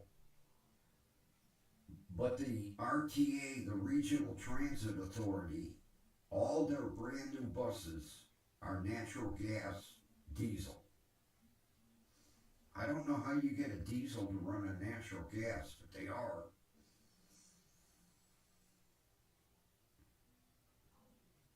The wonders of technology. The only buses that scare me, Kathy, Cleveland's got a bunch of those articulated buses where they bend in the middle. Have you ever seen them things? They bend in the middle. They got a whole bunch of them. I'd be afraid to ride on them, especially in the back. I'd be afraid it would detach. Yeah, they're big, long ass, and it's two, like a front and back, and they meet in the middle, and they articulate, so that when he goes around the corner, the ass end just comes right around.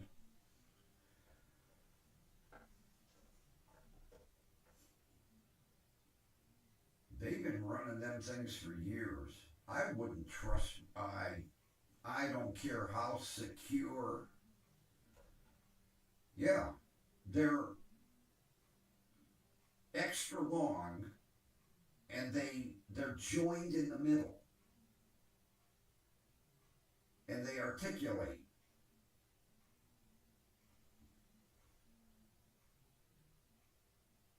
Because you can see the sides.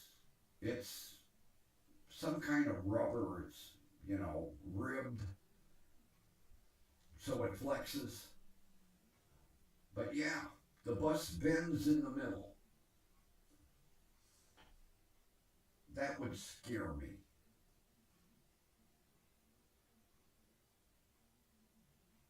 They use them during rush hour, during the heavy time, in the morning and at night. And then during the day, they run just the regular size city bus. But in the morning and at night, they run them articulated.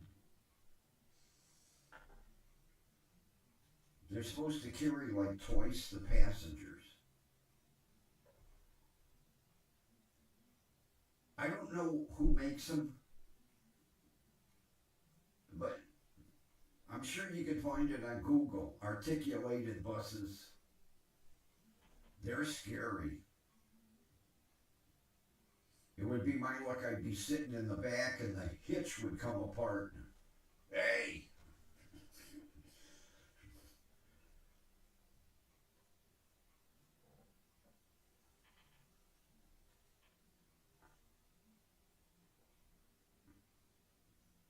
I'll never forget when they first got them.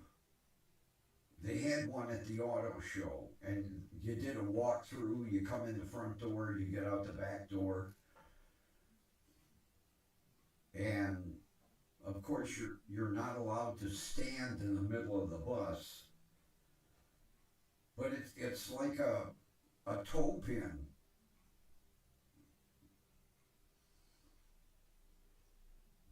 You see this, like drop in a toe pin there. Be my luck, we'd be riding along, somebody pull a pin.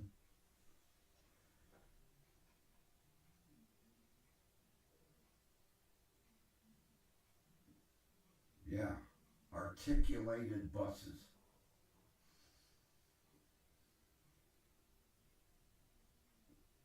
Matter of fact, when they had that one at the auto show, I said to the guy, I said, I'd be afraid to ride in this thing. He goes, "Oh, they're proven, they're safe, they're tested, they've got over 500 million miles in testing." I was like, I don't care.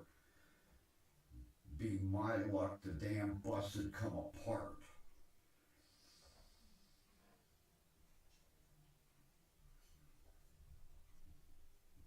That would be interesting to drive.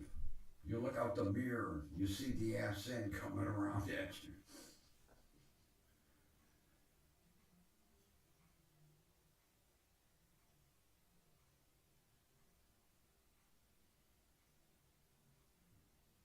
But our new fleet of city buses are real.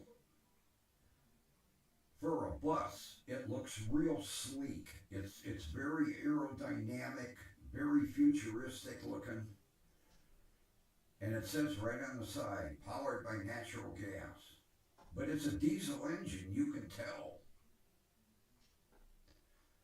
I didn't know you could get a diesel to run on natural gas. Obviously, they do. Although, back during WWII, the the army trucks were all multi-fuel. They'd run on gas, diesel, kerosene, whatever they had. So if they can get a diesel to run that way, I'm sure they could do it with natural gas. As a matter of fact, our Frito-Lay delivery trucks are all natural gas too. They say it right on the side, natural gas powered.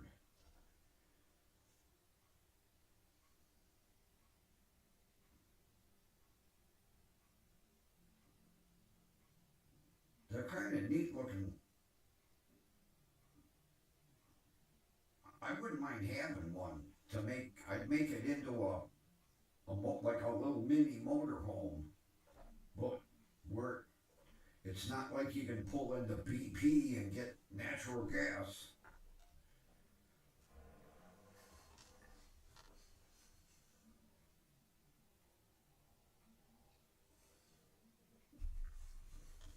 Hell, we still don't have charging stations around us.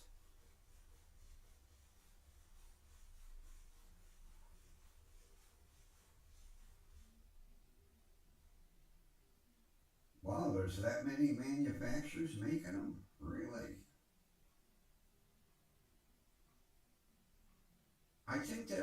I think ours are New Flyer.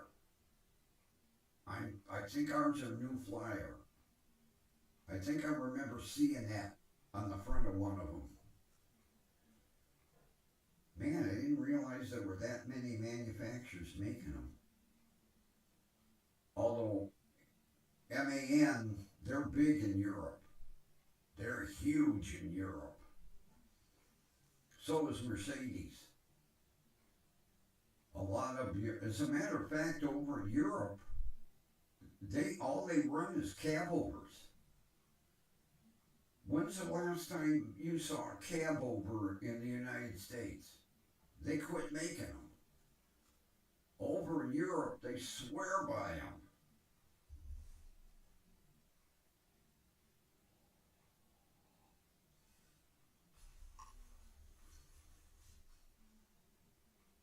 Take a look at any videos you see filmed over in Europe.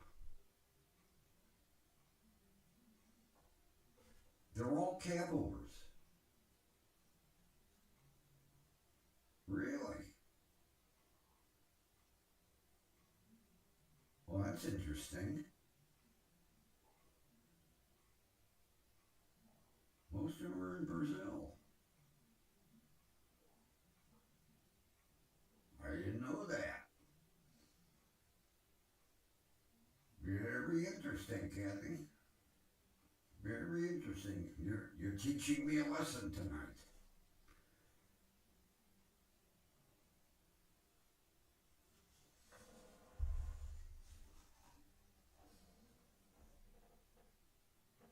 Yeah, you see a lot of trucks over in Europe, MAN. I don't know what MAN stands for.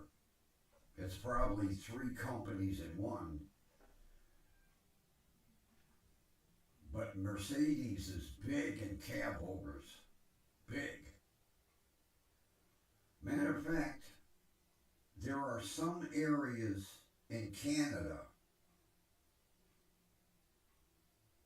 where they're allowed to have cab overs, but they're not allowed into the United States. I don't know why safety. The U.S. did away with cab overs due to safety. Because there ain't nothing in front of you, you know. With a conventional, you got the engine sticking out in front of you. A cab over, the engine sitting behind you.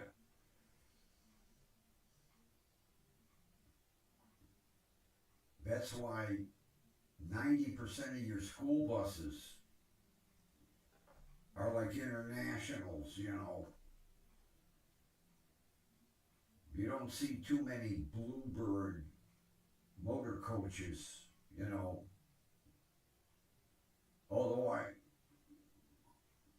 I like the Bluebirds myself.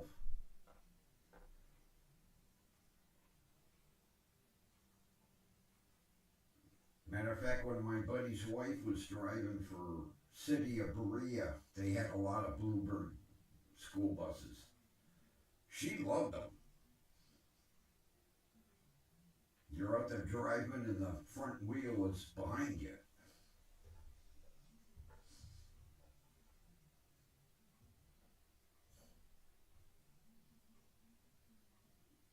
Like Cleveland school buses, they're all internationals. All of them, every one.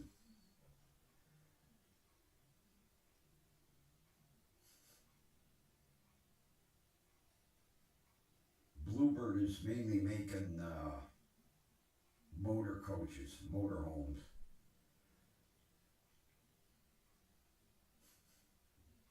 But I remember Bluebird used to make a lot of city buses, a lot of them.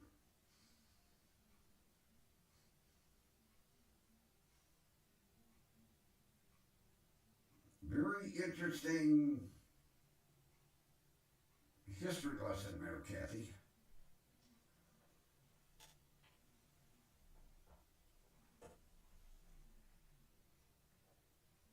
That's okay. You taught me a lot of stuff about buses tonight. You had Bluebirds? Weren't they cool to drive? I think they're really neat. Matter of fact, my buddy had a Bluebird motorhome. It was a shorty. It was only like 35 foot. And he used to let me drive it. I thought it was the coolest thing.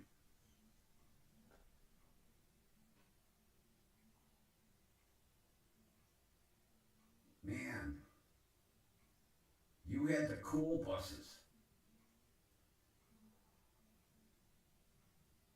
Yeah, when I was, oh, it was, God, it was back in the mid to late 70s. He bought the Bluebird motor coach. Like I say, it was, I think it was 35 foot. And I asked him, I said, can I drive it? He was like, sure. Oh, I thought it was the coolest thing. Like driving a cab over.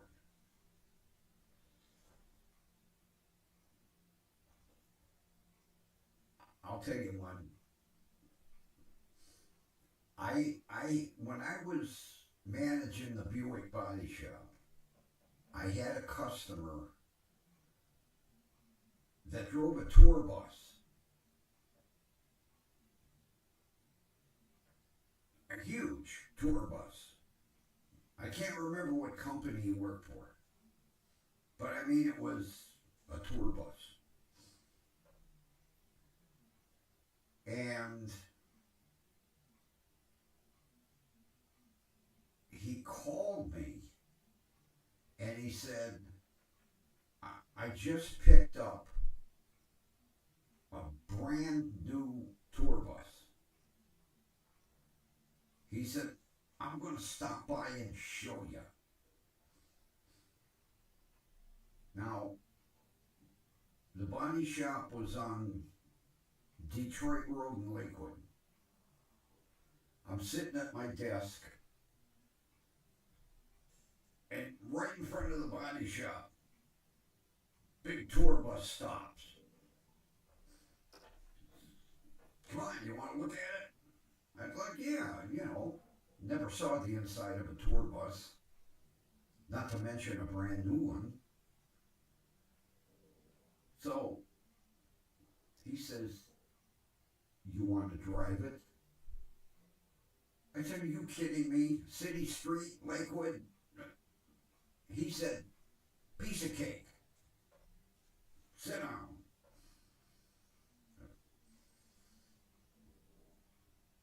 He says, okay, start it.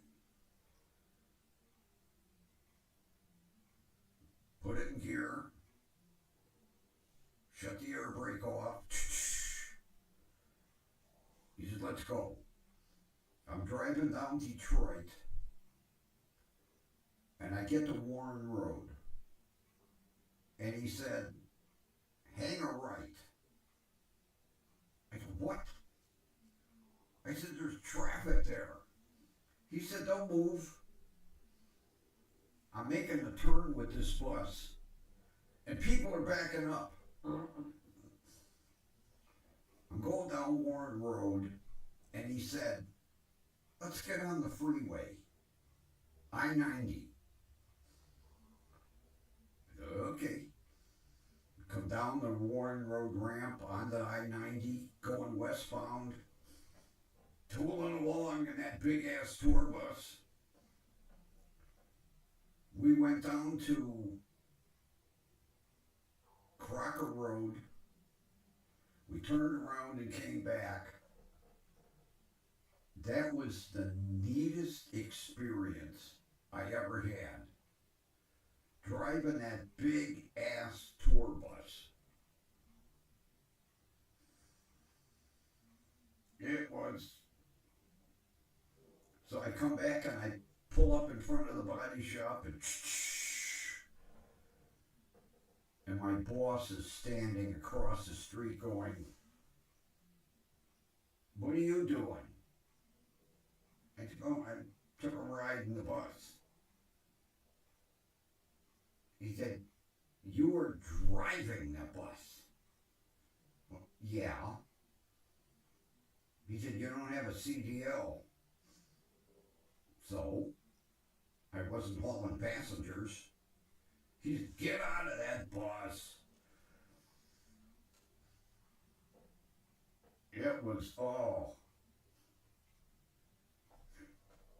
I could do that for a living. I really could have done that for a living. Because he told me a little. He said, along the tour route, you stopped at certain restaurants. Now, you got 60 people on the bus. Restaurants are like, wow. All of a sudden, 60 people come in to eat. He said they would give him $5 a head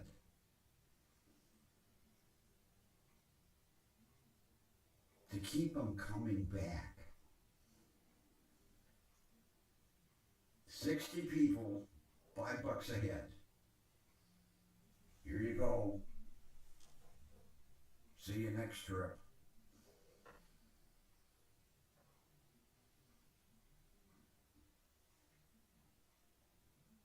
He said, that was nice pocket money. Or if you stopped a little diner, they couldn't afford to give you $5 a head. He said they give you maybe $1.50, $2 a head. Thank you. Come back again.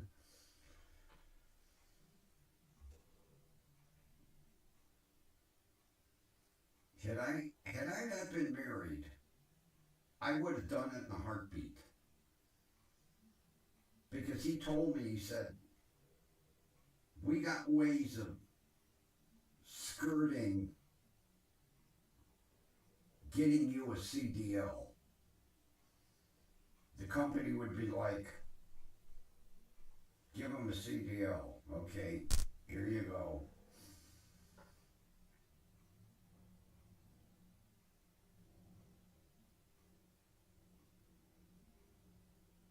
But, you know, I had a wife and a kid. You can't be going cross country several times a month, you know. But it would have been cool.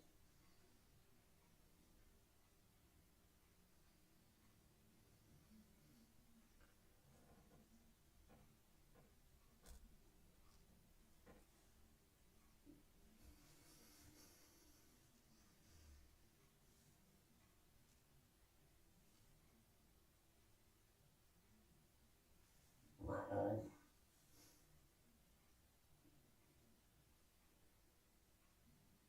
Something went haywire with the tablet.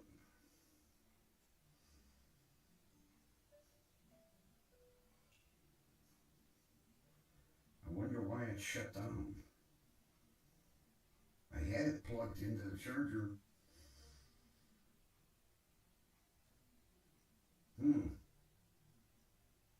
It kind of disturbs me that it shut down.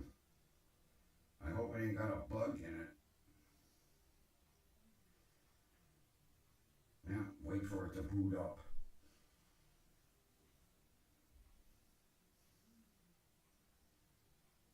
Come on, boot up already.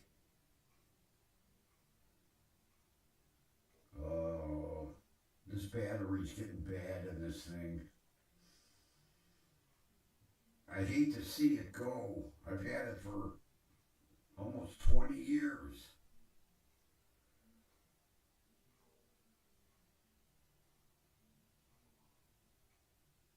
At least 17. It's an old LG.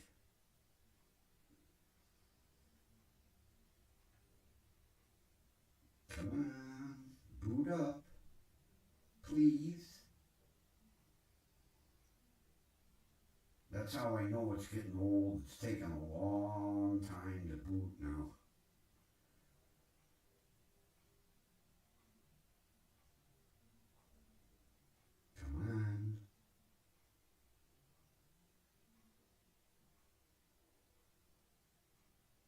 And I cleared about 90% of the apps out of it because it was taking so long to boot up. I guess I'm going to have to eliminate more apps. There we go. It booted finally.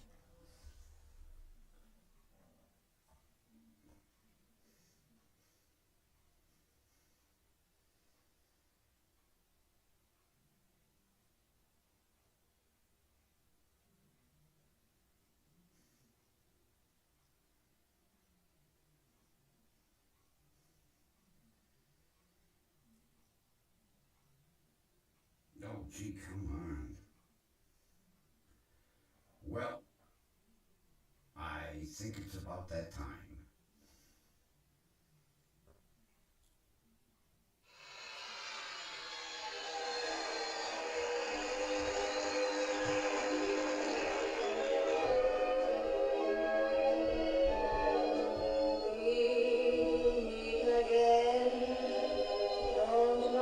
We know where, right here. WDWL TV. Alright, everybody, have a wonderful rest of your evening. Thanks for being here. And we will